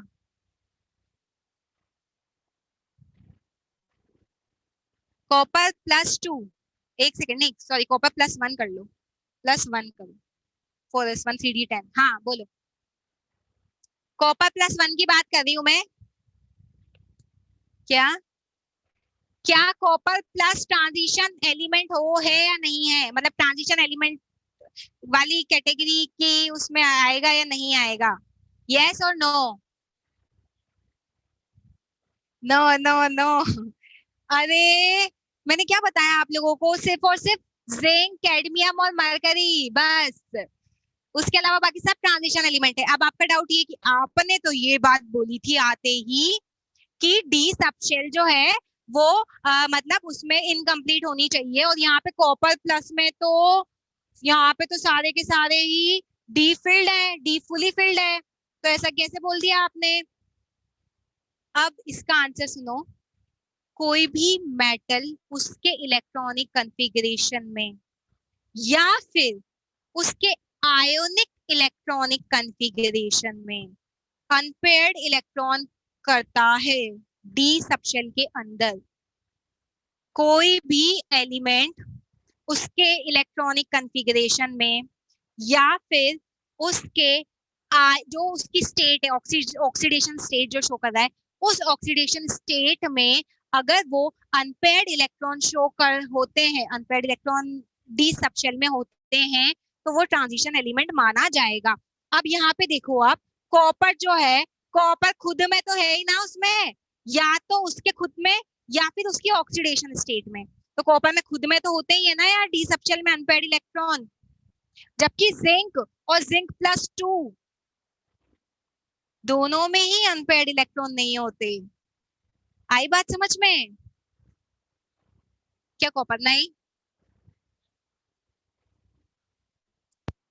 ये दोनों पैरेलली चलती हैं चीजें, दोनों चीजें पैरेलली चलती हैं, दोनों चीजें पैरेलली चल रही है, ध्यान से सुनो, दोनों चीजें पैरेलली चलती है, मतलब आपको या तो इलेक्ट्रॉनिक कॉन्फ़िगरेशन में अनपेयर्ड मिल जाएंगे या फिर उसकी ऑक्सीडेशन स्टेट में अनपेयर्ड इलेक्ट्रॉन मिल जाएंगे। इसकी हमें इलेक्ट्रॉनिक कॉन्फ़िगरेशन में ही मिल गए, तो भाई ये ट्रांजिशन एलिमेंट के अंदर आ गया। जिंक जो है ना तो उसकी उसमें मिले हैं हमें इलेक्ट्रॉनिक कॉन्फ़िगरेशन में 30 में, ना ही उसके ऑक्सीडेशन स्टेट जो वो शो करता है +2 में। समझे? इन दोनों में से एक बात हो जाए है, बस वही ट्रांजिशन एलिमेंट नहीं है जो कि हम पढ़ते हैं, उनको डी ब्लॉक में है साथ में। एग्जैक्टली exactly, दोनों में से कोई भी बात हो जाए, है ना? आई पसंद में तो देखा ना कहाँ पे कंसेप्ट थोड़ा बहुत भी वो हो जाता है। मैंने बताया था आपको जिंक कैडमियम मरकरी ही है, तो फिर चलो छोड़ो कोई बात नहीं। हाँ उसके बाद में ऑक्सीड, आवाज नहीं,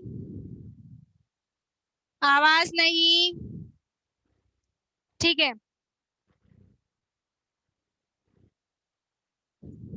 हाँ आपने यहाँ पर एक बात नोट की होगी कि अगर हम पी ब्लॉक की बात करें, ध्यान से सुनना, पी ब्लॉक की बात करें अगर हम, तो जब हम टॉप से बॉटम मूव करते हैं, है ना, तो वहां पे जो उनका ऑक्सीडेशन स्टेट है या फिर उसी एलिमेंट की, जैसे आप लोगों को फ्लोरीन क्लोरीन ब्रोमीन आयोडीन अभी कल का ही एग्जांपल याद रहा होगा, +1 +3 +5 +7, यहाँ पे +1 का डिफरेंस होता है।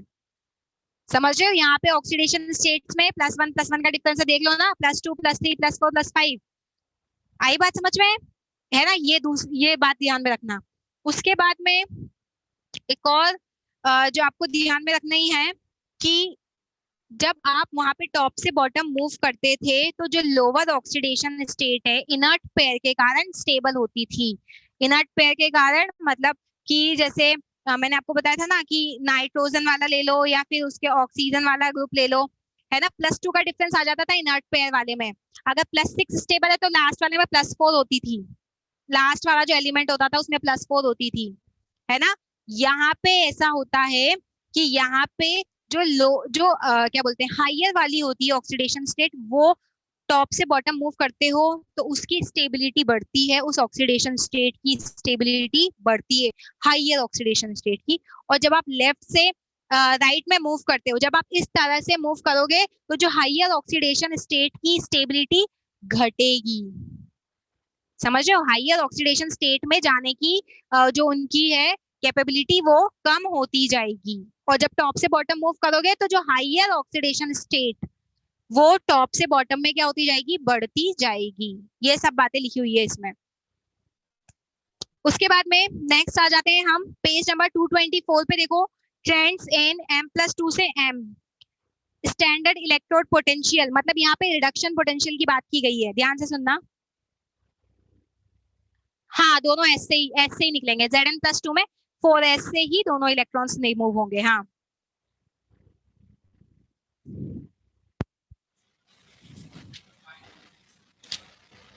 हाँ हाँ हाँ हाँ हाँ हाँ, ऑक्सीडेशन स्टेट आ जाए भाई, अनपेयर्ड इलेक्ट्रॉन, ये मैं कह रही हूँ ना, बहुत से सारे क्वेश्चंस का आंसर बना के देखना। अगर ये क्वेश्चन आ जाएगा ना, इलेक्ट्रॉनिक कॉन्फ़िगरेशन लिख के बना के एकदम आराम से करके देख लेना, ठीक है, किस तरह से। और वो कर भी मतलब उसके कंपाउंड्स बन ही नहीं पाते हैं, कितना ही आप ट्राई कर लो, अनस्टेबल होते हैं बहुत ज्यादा। ये सब क्या एक्सपेरिमेंटल है, समझ रहे हो, कि कर ही नहीं रहा है वो, बना ही नहीं रहा है, ये सब तो बना लिए, अब एक्सपेरिमेंटल है, नहीं कर रहा है तो नहीं कर रहा है।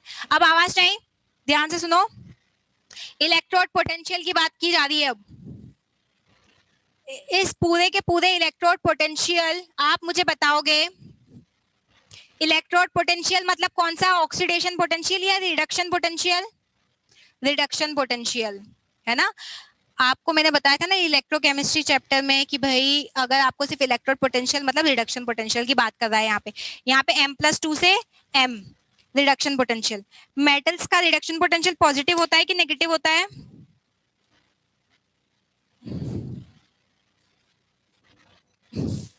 मेंस वाले बच्चों बताओ, मेंस वाले बच्चों, अभी तो क्या है, अच्छा क्या बताओ वापस।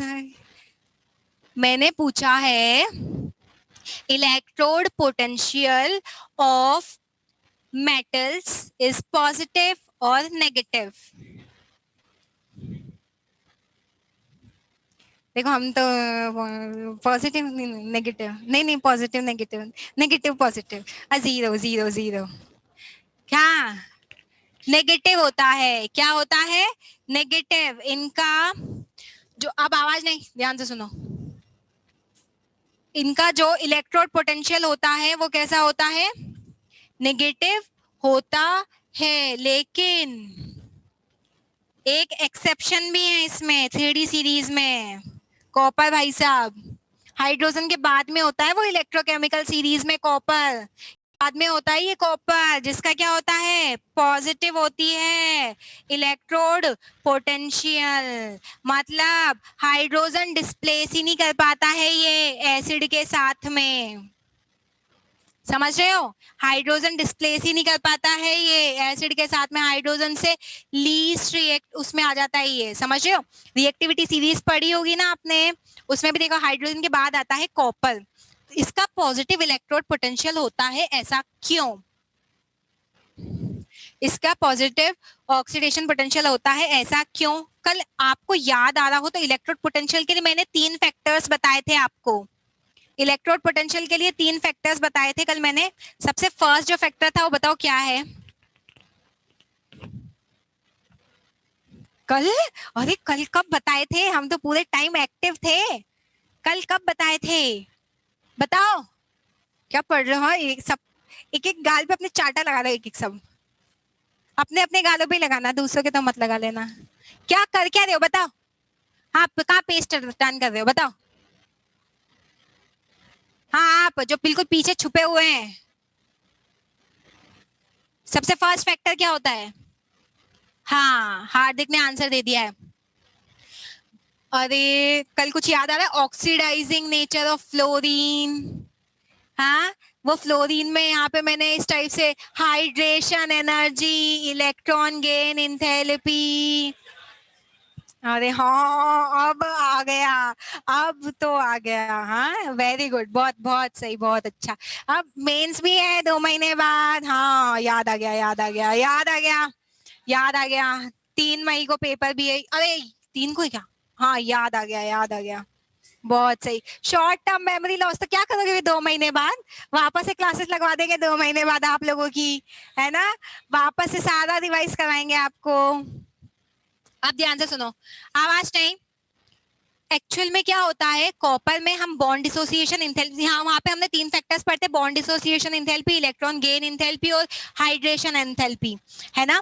यहाँ पे कॉपर का जो केस होता है, कॉपर के केस में पॉजिटिव इलेक्ट्रोड पोटेंशियल इसलिए होता है क्योंकि कॉपर के केस में इसकी हाई इंथैल्पी ऑफ एटोमाइजेशन होती है, कॉपर के जो पॉजिटिव इलेक्ट्रो, अरे लिख लेना ये कहीं न कहीं, कॉपर का जो पॉजिटिव इलेक्ट्रोड पोटेंशियल होता है, पूछा गया क्वेश्चन है ये, स्टार लगा के और लिखना कि भाई पढ़ो तो आंखों से समझ जाओ, आंखों से क्या समझोगे, चलो छोड़ो। हाँ ध्यान से सुनो, आवाज नहीं, एक्चुअल में इसका क्या होता है, सबसे पहले एक तो हाई, आवाज नहीं, हाई इंथैल्पी ऑफ एटोमाइजेशन होता है एंड लो हाइड्रेशन इंथैल्पी होती है, लो हाइड्रेशन इंथैल्पी। बाकी सबके केसेस में क्या होता है ना कि हाइड्रेशन इंथैल्पी तो देखो, हाइड्रेशन इंथैल्पी नेगेटिव होती है, इंथैल्पी ऑफ एटोमाइजेशन पॉजिटिव होता है, अगर ओवरऑल वैल्यू पॉजिटिव आ रही है मतलब कि ये हाई रहा होगा ये लो रहा होगा, इस वजह से जो कॉपर है उसका इलेक्ट्रोड पोटेंशियल पॉजिटिव होता है, समझ गए, क्योंकि लो मतलब एनर्जी कम रिलीज होती है ना, ये जब कॉपर का आयन अपने आसपास हाइड्रोजन को सराउंड करता है ना तो एनर्जी कम रिलीज होती है, यहाँ पे ये ज्यादा होती है, इस वजह से यही रीजन रहा होगा, ठीक है। तो ये स्टार लगा के ये 2 फैक्टर लिख लेना,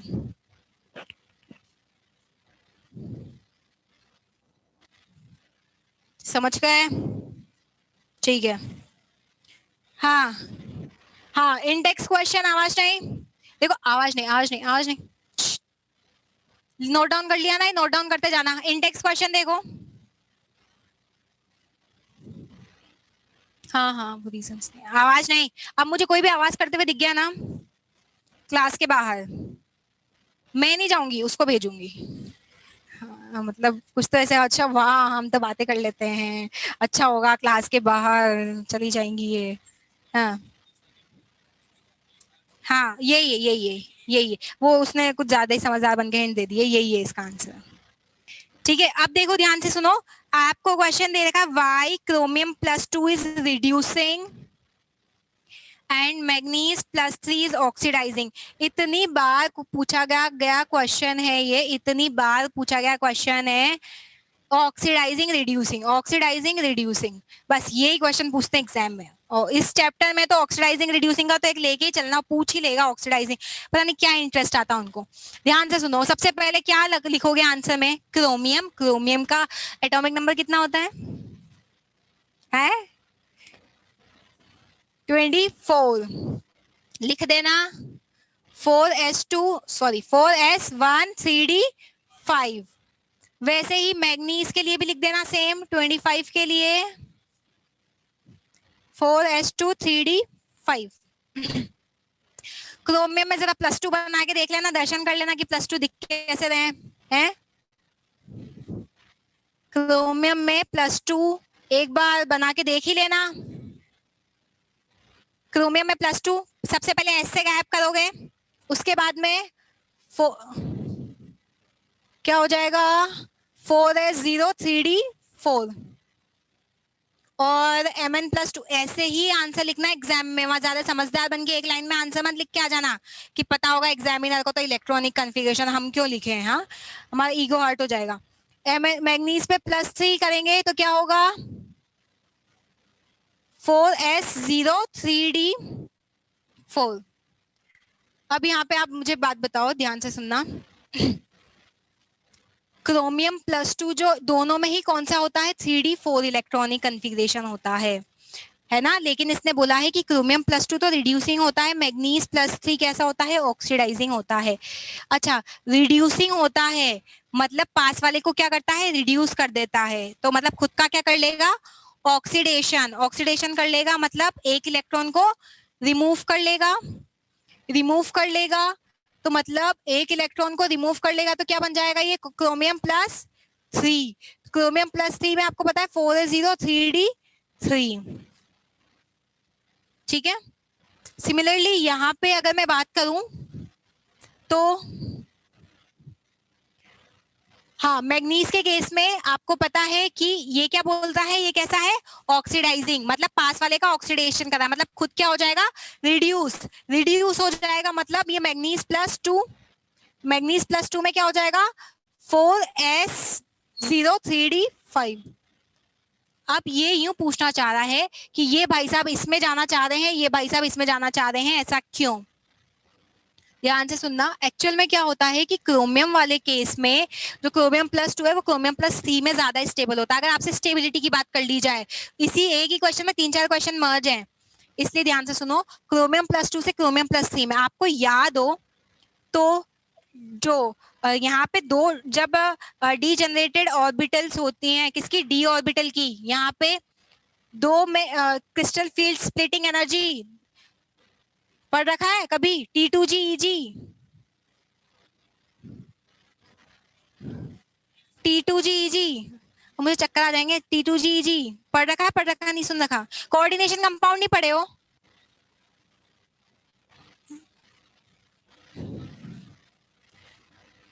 T2G EG कोई बात नहीं, नेक्स्ट चैप्टर में मैं पढ़ा दूंगी, ध्यान से सुनो।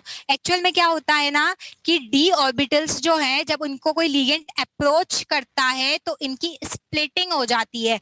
स्प्लिटिंग इस तरह से होती है कि यहाँ पे T2G और EG, T2G में 3 EG में 2। अब यहाँ पे आप मुझे बताओ D में 3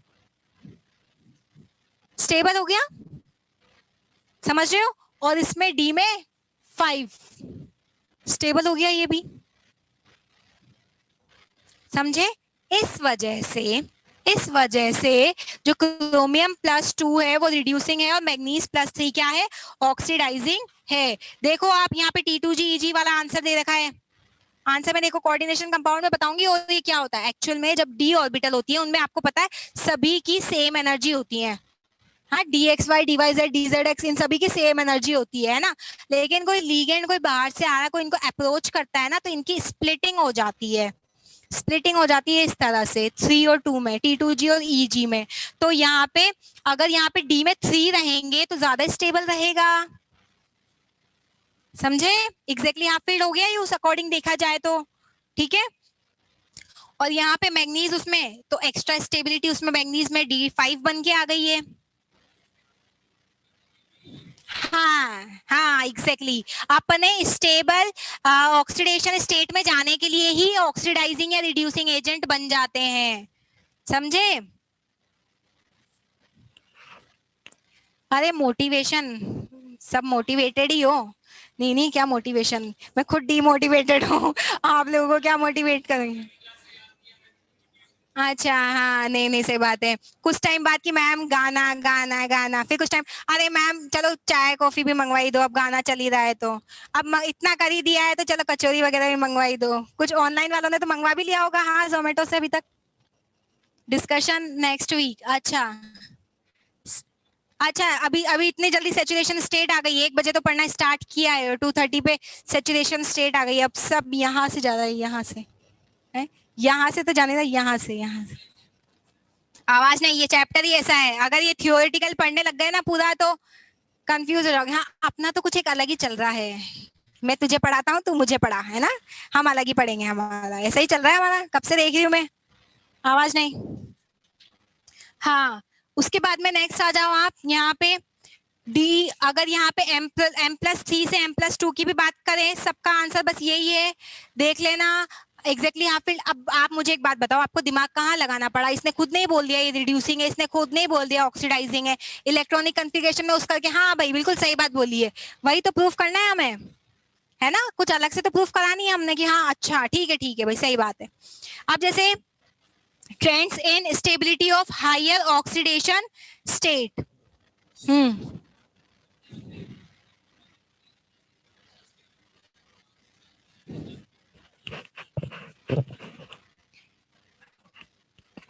वही बात होगी, हाफ फील्ड स्टेबल होता है या फुली फील्ड स्टेबल होता है, वो तो है, मतलब आपका कहना भी सही है, वो उधर 5 इलेक्ट्रॉन हो जाएंगे तो वो भी स्टेबल हो जाएगा, लेकिन अगर यहाँ पे है ये भी स्टेबल है, ठीक है। हाँ हाँ हाँ, नहीं नहीं नहीं नहीं, हाँ नहीं नहीं नहीं। उसके बाद नेक्स्ट आ जाओ, हाँ हाँ हाँ हाँ हाँ हाँ, यहाँ पे हाँ पेयरिंग नहीं हो जाती, हाँ हाँ हाँ ये अभी हम क्रिस्टल फील्ड और में उसमें और देखेंगे। आवाज नहीं, हाँ क्या बातें हो रही है, आवाज नहीं। Trends in stability of higher oxidation state, यहाँ पे आप देखो, ये टेबल देखो, टेबल में इनके फ्लोराइड्स दे रखे हैं, फ्लोराइड के हैलाइड्स दे रखे हैं, कुछ हैलाइड बनाते हैं कुछ नहीं हैलाइड बनाते हैं, कुछ सिर्फ और सिर्फ फ्लोराइड ही बनाते हैं, क्लोराइड ब्रोमाइड आयोडाइड नहीं बनाते, है ना। कुछ ऐसे होते हैं जो अपनी हाईएस्ट ऑक्सीडेशन स्टेट जो है वो फ्लोरीन के साथ में बनाते हैं, लेकिन आप यहाँ पे टेबल में देखो, मैग्नीज जो है उसकी हाईएस्ट ऑक्सीडेशन स्टेट कितनी थी, +7, लेकिन फ्लोराइड के साथ में वो सिर्फ और सिर्फ +4 तक ही जा पाता है, +7 नहीं बना पाता फ्लोरीन के साथ में। ऑक्सीजन के साथ में मैग्नीज +7 तक चला जाता है। तो जनरली ये क्वेश्चन पूछा जा सकता है कि यार मैग्नीज जो है, यहाँ पे जिनको वो नहीं हो रहा है विश्वास, जरा टेबल 8.6 पे आ जाओ, पेज पलट के, मैग्नीज का देखो 2Mn2O7 है, जबकि मैग्नीज ने फ्लोरीन के साथ में तो सिर्फ +4 वाला ही बनाया है, लेकिन ऑक्सीजन के साथ में +7 तक गया है ना। क्यों? क्योंकि ऑक्सीजन जो है वो क्या डबल बॉन्ड बना सकता है, फ्लोरीन डबल बॉन्ड नहीं बना सकता मेटल के साथ में, ठीक है। ये रीजन रहता है कि मेटल जो है वो अपनी हाईएस्ट ऑक्सीडेशन स्टेट जो है वो ऑक्सीजन के साथ में बताते हैं, नॉट विथ फ्लोरीन, ओके ठीक है। क्रोमियम देखो +6 पे चला गया CrO3 में, नहीं नहीं नहीं, ऑक्सीजन जो है वो डबल बॉन्ड बनाता है, और यहाँ पे देखो आप नहीं नहीं, डबल बॉन्ड किसने कहा वीक होते हैं, तो मतलब आपके अकॉर्डिंग तो नाइट्रोजन में ट्रिपल बॉन्ड तो ये तो बहुत इजीली ब्रेक हो जाना चाहिए, एक्सेप्शन नहीं होता, आपको पता होना चाहिए डबल बॉन्ड को बॉन्ड डिसोसिएशन के लिए ज्यादा एनर्जी देनी पड़ती है आपको as compared to single bond.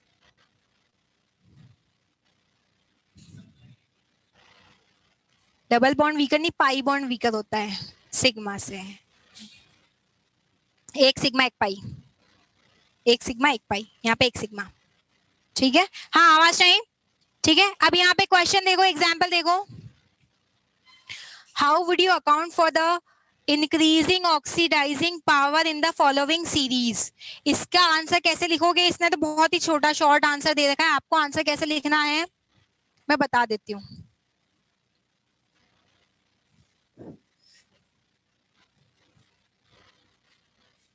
जैसे आपको वेनेडियम के ऑक्साइड का आयन दे दिया, क्रोमेट दे दिया, मैग्नेट दे दिया। अब यहाँ पे ध्यान से सुनो, सभी की ऑक्सीडेशन स्टेट निकालना। आप ऑक्सीडेशन स्टेट निकालना तो आता होगा ना? हाँ, ऑक्सीडेशन स्टेट निकाल लोगे। उसके बाद में आप जब ऑक्सीडेशन स्टेट इन सभी की निकाल लोगे, इसकी बताओ वेनेडियम की कितनी है, जल्दी बताओ।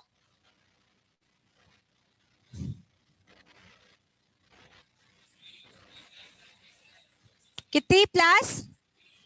+3 +5। वाह बहुत सही, इतना मतलब इतना समझदार हो तुम लोग, इतने समझदार हो। बताओ क्रोमियम की क्या करोगे फिर? मेंस वाले बच्चों बताओ, मतलब तुम लोगों को मेंस वाले बच्चों बोलना ही बहुत बड़ी बात हो गया ना, समझ? कुछ बुरा बोलने से अच्छा है तो मैं बोल दूं मेंस वाले बच्चों, ठीक है? हारी बस में वही एक तुम लोगों के लिए इंसल्ट हो गई है ना। क्यों तुम्हें कुछ गधा उल्लू कह के मैं बुलाऊं? कितना होगा? अब देखो तुम्हारे भरोसे लिख दी हूं मैं। हाँ मैग्नीज की बताओ। +7।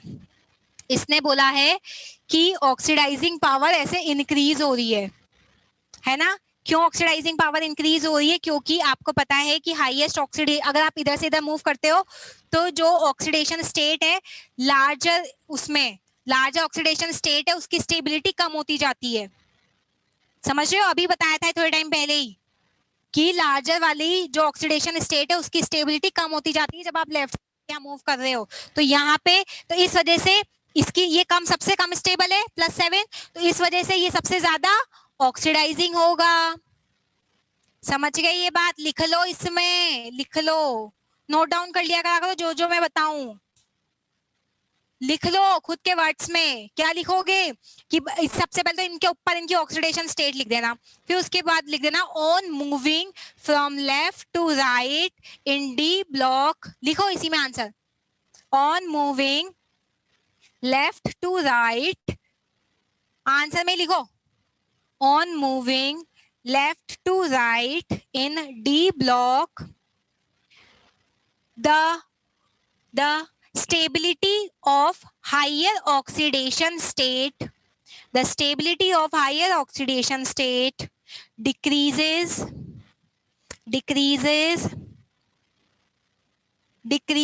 hence MnO4 minus is more oxidizing than the other two, ठीक है? और यहाँ पे इनकी सभी की ऑक्सीडेशन स्टेट भी निकाल के आना इस आंसर में, क्वेश्चन आ जाए बोर्ड के पेपर में तो।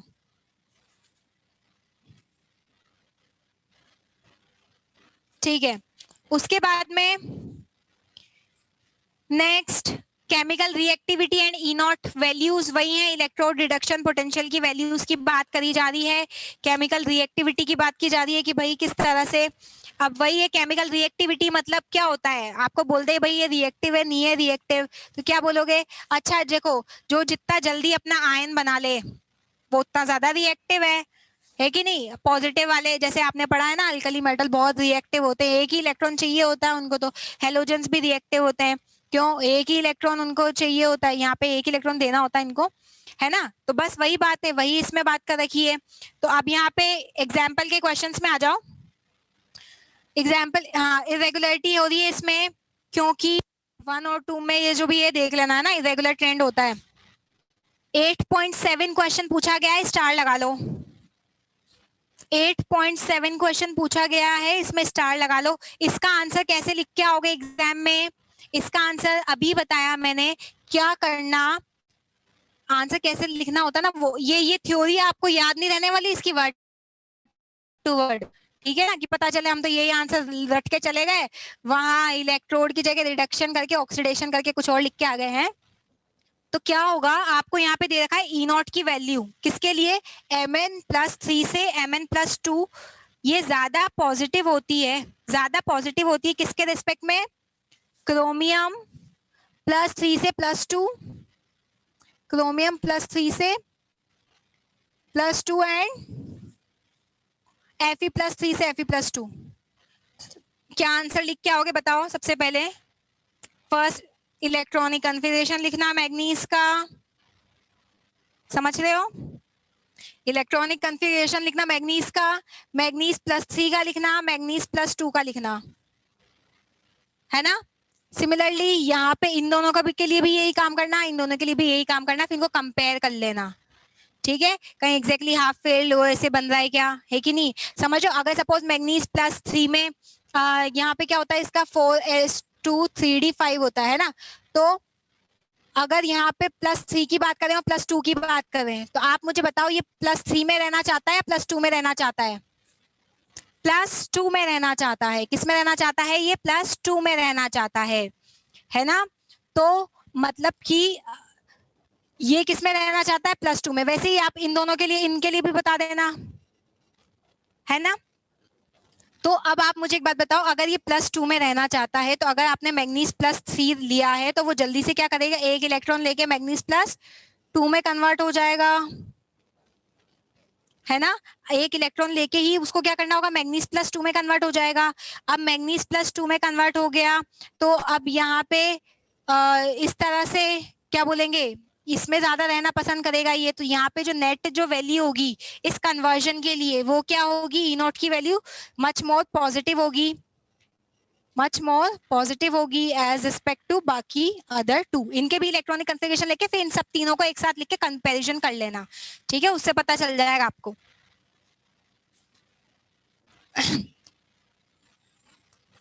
नहीं, ये इनके ई नॉट की वैल्यू वही है, ऑक्सीडाइजिंग, रिड्यूसिंग, आयनिक, ये सब आ जाए ना, तो यही आपको इलेक्ट्रॉनिक कन्फिगरेशन लेके कर लेना कंपेयर। स्ट्रॉन्गर रिड्यूसिंग एजेंट कौन होता है? क्रोमियम +3, आयरन +2 में बता ही दोगे, करके देख लेना इलेक्ट्रॉनिक कन्फिगरेशन, ठीक है। नेक्स्ट आ जाओ मैग्नेटिक प्रॉपर्टीज पे, ध्यान से सुना, मैग्नेटिक प्रॉपर्टीज पे देखो, है ना, इस पे ऐसा क्वेश्चन आ चुका है डी ब्लॉक पे कि उसके 5 सब पार्ट्स थे, तो उसमें फर्स्ट सब पार्ट में दे रखा था कि ये जो मैग्नेटिक प्रॉपर्टी होती है इनकी ये क्यों शो करते हैं, दूसरा ये बहुत अच्छे ये अलॉय फॉर्मेशन क्यों करते हैं, तीसरा एज अ गुड कैटलिस्ट क्यों यूज में आते हैं ये, फोर्थ ये अच्छा ऑक्सीडाइजिंग, ये अच्छा रिड्यूसिंग है। ऑक्सीडाइजिंग रिड्यूसिंग का एक क्वेश्चन मान लो इस चैप्टर में से, मजाक लग रहा होगा, एग्जाम में आएगा ना तब पता चल जाएगा, ऑक्सीडाइजिंग रिड्यूसिंग का एक क्वेश्चन मान ही लो। दूसरी बात, यहाँ पे आप लोगों को दे रखा है मैग्नेटिक नेचर। अब आपको पता ही है कि अगर कोई भी पैरामैग्नेटिक होता है तो उस किसके लिए, पैरामैग्नेटिक के लिए क्या रिस्पॉन्सिबल होते हैं, नंबर ऑफ अनपेयर्ड इलेक्ट्रॉन। आई बात समझ में? पैरामैग्नेटिक है कोई भी, मतलब उसमें क्या है, नंबर ऑफ अनपेयर्ड इलेक्ट्रॉन, ये किसके लिए रिस्पॉन्सिबल होते हैं, नंबर ऑफ अनपेयर्ड इलेक्ट्रॉन। अगर आपको 1 मार्क में क्वेश्चन पूछ लिया जाए, है ना, क्या पूछ लिया जाए कि भाई इसके जो क्या बोलते हैं मैग्नेटिक मूवमेंट बताओ, कोई भी आपको कंपाउंड दे दिया, जैसे कि सपोज आपको दे दिया MnO4-, इसका मैग्नेटिक मूवमेंट बताओ 1 मार्क में, और यहाँ ऑप्शन दे दिया आपको 1 2 3 4 मैग्नेटिक मूवमेंट बताओ, ठीक है। तो क्या करोगे, सबसे पहले उसका एटॉमिक नंबर लिखोगे, इलेक्ट्रॉनिक कन्फिगरेशन, इसी ट्रेंड को फॉलो करना है, ज्यादा समझदार नहीं बन जाना है कि इसकी ऑक्सीडेशन स्टार्ट करके डायरेक्ट ही उसका इलेक्ट्रॉनिक कन्फिगरेशन लिख दिया, नहीं, स्टार्टिंग से बिल्कुल स्टेप बाय स्टेप आगे बढ़ना है। सबसे पहले एटॉमिक नंबर से स्टार्ट करना है, डायरेक्ट जंप मारोगे तो खुद भी गलत कर दोगे और सामने वाला फिर नंबर काट ले हाफ मार्क, तो फिर वो उसकी मर्जी है, ठीक है, प्रॉपर कैलकुलेट। अब कैलकुलेट कैसे करोगे, आपको पता है कि मैग्नेटिक मोमेंट का फॉर्मूला क्या होता है, √n प्लस 2 बोर मैग्नेटॉन। ठीक है, यहाँ पे n क्या बताता है, नंबर ऑफ अनपेयर्ड इलेक्ट्रॉन। तो ये फॉर्मूला वहां पे लगा के नंबर ऑफ अनपेयर्ड इलेक्ट्रॉन कहां से आएंगे, जो आपने इसका इलेक्ट्रॉनिक कॉन्फ़िगरेशन किया है। अगर ये 4 ऑप्शन में आ जाए तो फिर तो हमें लिखना ही नहीं है एटॉमिक। अगर ये 4 ऑप्शन में नहीं आए, इसका ऐसे थियोरेटिकल पूछा है तो प्रॉपर बताना। ठीक है, प्रॉपर उसके अनपेयर्ड इलेक्ट्रॉन करके बताना। तो उसके लिए 3D सीरीज पूरी याद होनी चाहिए, हर एक एलिमेंट का इलेक्ट्रॉनिक कॉन्फ़िगरेशन आपको पता होना चाहिए। समझ गए, क्रोमियम और कॉपर में एक्सेप्शन है। सो तो नहीं रहे हो यार, मेंस में तो यार ज्यादा लंबी क्लासेस होती है ना, है कि नहीं? ऐसा तो है नहीं कि आपके सिर्फ 3 आवर की क्लास होती होगी डेली। और मेंस वाले बच्चे तो काफी एक्टिव रहते हैं, और मतलब कि यार अच्छा ये भी हमें पता है, हाँ ये इस तरह से थोड़ा मतलब समझो एक्टिवनेस कुछ दिखती नहीं है आप लोगों को। अच्छा क्या, अच्छा ठीक है, इधर देख लिया उधर देख लिया, ठीक है टाइम देख लिया, हाँ अच्छा। चाय कुछ तो अभी घर पे दिमाग होगा कुछ का, तो है घर पे क्या बन रहा होगा, क्या बनाया होगा चाय में। अच्छा आज तो शाम को मूवी लग रही होगी, हाँ वहाँ वहाँ देवो देखने जाना है ना, आधे का तो दिमाग वहीं होगा। अभी बस सिर्फ लास्ट 2 मंथ से पढ़ लो, फिर कुछ नहीं होगा, बैठे रहना। फिर शर्मा जी का लड़का आएगा, फिर समझो टॉप लिस्ट में। फिर आप 60% लेके हैं, फिर आपके पापा बोल भी नहीं पाएंगे कि हमारा भी लड़का है, 12th दिया है इसने। चलो छोड़ो कोई बात नहीं। हाँ उसके बाद नेक्स्ट आ जाते हैं formation of coloured ions. Formation of coloured ions. Coloured ions क्यों होते हैं, कलर्ड क्यों होते हैं, क्योंकि अनपेयर्ड इलेक्ट्रॉन प्रेजेंट होते हैं। कलर्स आपसे नहीं पूछा जाएगा, अनपेयर्ड इलेक्ट्रॉन्स के बारे में आपको लिखना है कि क्या करते हैं। यहाँ पे ये वाली लाइन अंडरलाइन कर लो, इसमें पेज नंबर 229 पे द फ्रीक्वेंसी, हाँ ये यहाँ पे when an electron from a lower energy d orbital is excited to a higher energy d orbital, ध्यान से सुनो, और कोई ऊपर ही नहीं चला जाता है। यहाँ पे मैंने बताया था ना इस तरह से स्प्लिटिंग होती है, T2GG यहाँ से कहाँ चला जाता है, सपोज ये है, ये ऊपर चला गया, वापस से ऊपर से नीचे आता है ना, अपर एनर्जी ये डी में ही जाता है, डी का डी ट्रांजिशन, सुन रहा है, डी ट्रांजिशन कलर के लिए रेस्पॉन्सिबल होता है, डी ट्रांजिशन। तो वो यही बताना चाह रहा है। अब ये पूरी लाइन अंडरलाइन कर लो। The energy of excitation corresponds to frequency of light absorbed. ठीक है, जो जिस लाइट की फ्रीक्वेंसी एब्जॉर्ब करेगा, जब वो वापस से टॉप से बॉटम में आएगा वो एमिट करता हुआ आएगा। सभी अलग अलग कलर एमिट करते हैं। कलर्स देख लेना, कुछ नहीं पूछा जाएगा, कलर वाला तो नहीं पूछे जाते। फॉर्मेशन ऑफ कॉम्प्लेक्स कंपाउंड, इसका आंसर पेज नंबर 230 पे सबसे लास्ट वाली लाइंस हैं। स्टार लगा के लिखो इस आंसर को, क्योंकि फॉर्मेशन ऑफ कॉम्प्लेक्स कंपाउंड बहुत बार पूछा गया है। स्टार लगा के लास्ट की 3 लाइंस अंडरलाइन करो कि ये कंपाउंड्स कॉम्प्लेक्स क्यों फॉर्म करते हैं। क्यों, क्योंकि this is due to comparatively small sizes of metal ion, high ionic charges, availability of d orbital for bond formation। ये 3 पॉइंट जब तक आपके आंसर में नहीं होंगे आपका आंसर इनकम्प्लीट माना जाएगा। यहाँ पे कॉम्प्लेक्सेस अभी हम पढ़ने वाले हैं नेक्स्ट चैप्टर में, कोऑर्डिनेशन कंपाउंड्स में इनके कॉम्प्लेक्सेस है ना, वहां पे पूरा नोमेनक्लेचर किस तरह से होता है सारा कुछ एक्सप्लेन करूंगी मैं। वहां पे ध्यान से सुनो आप कि वहां पे इनके पास देखो लीगेंड कोई आया, लीगेंड क्या होते हैं, डोनेट करते हैं अपने इलेक्ट्रॉन्स को। तो अगर डोनेट कर रहे हैं ये अपने आसपास लीगेंड को सजा रहे हैं इस तरह से, तो इनके पास डी कोई ऑर्बिटल खाली भी तो होनी चाहिए कि भाई लाओ ले आओ इलेक्ट्रॉन ले आओ तुम्हारे पास में। तो वैकेंट डी ऑर्बिटल होती है, तो भाई आ जाओ इलेक्ट्रॉन आ जाओ है तुम्हारे पास, ठीक है ले आओ।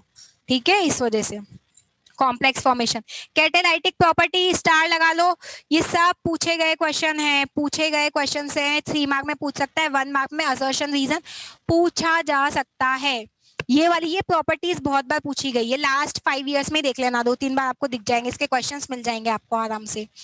कैटालाइटिक प्रॉपर्टीज, अब आपको पता है ना कैटलिस्ट क्या होता है, खुद रिएक्शन में पार्टिसिपेट नहीं करता वो, है ना, वो सिर्फ जैसे इस तरह से एक बोल सकते हैं सरफेस प्रोवाइड कर देता है।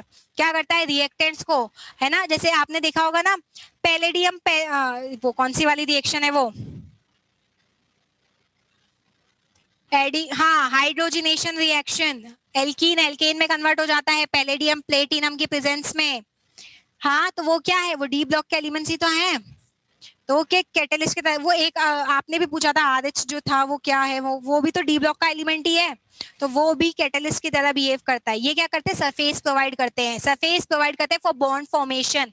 ये रिएक्टेंट को बोलते हैं अच्छा ठीक है तुम लोगों को रिएक्ट करना है ना, ठीक है आ जाओ, हम हमारा सरफेस दे देंगे तुमको। आराम से जब वो दोनों आ जाते हैं यहाँ पे, इसकी सरफेस पे बॉन्ड्स वगैरह फॉर्म हो गए, वापस से बॉन्ड ब्रेक हो जाते हैं इसके कैटलिस्ट के साथ में उन दोनों के, और प्रोडक्ट बन के अपने चले जाते हैं। समझ रहे हो, ये पार्टिसिपेट नहीं करता बिल्कुल भी रिएक्शन में, ये सिर्फ और सिर्फ रिएक्शन को फास्ट करने का काम करता है, पॉजिटिव कैटलिस्ट है तो। ठीक है, उसके बाद में यहाँ पे एक रिएक्शन दे रखी है, रिएक्शन देखो आप, आई गेस टाइम हो गया है ना, ये वाली रिएक्शन हम कल डिस्कस करेंगे, फिर ये वाली रिएक्शन कल डिस्कस करेंगे। और इस चैप्टर में बस लेंथेनॉइड बचा है, एक्टिनॉइड हट चुका है आप लोगों के, एक्टिनॉइड पढ़ना नहीं है, तो कल की क्लास में ही कोऑर्डिनेशन कंपाउंड भी स्टार्ट कर दूंगी मैं, ठीक है। ओके, नहीं नहीं नहीं, डिस्कशन इसी सैटरडे को, ठीक है, प्लीज प्लीज प्लीज।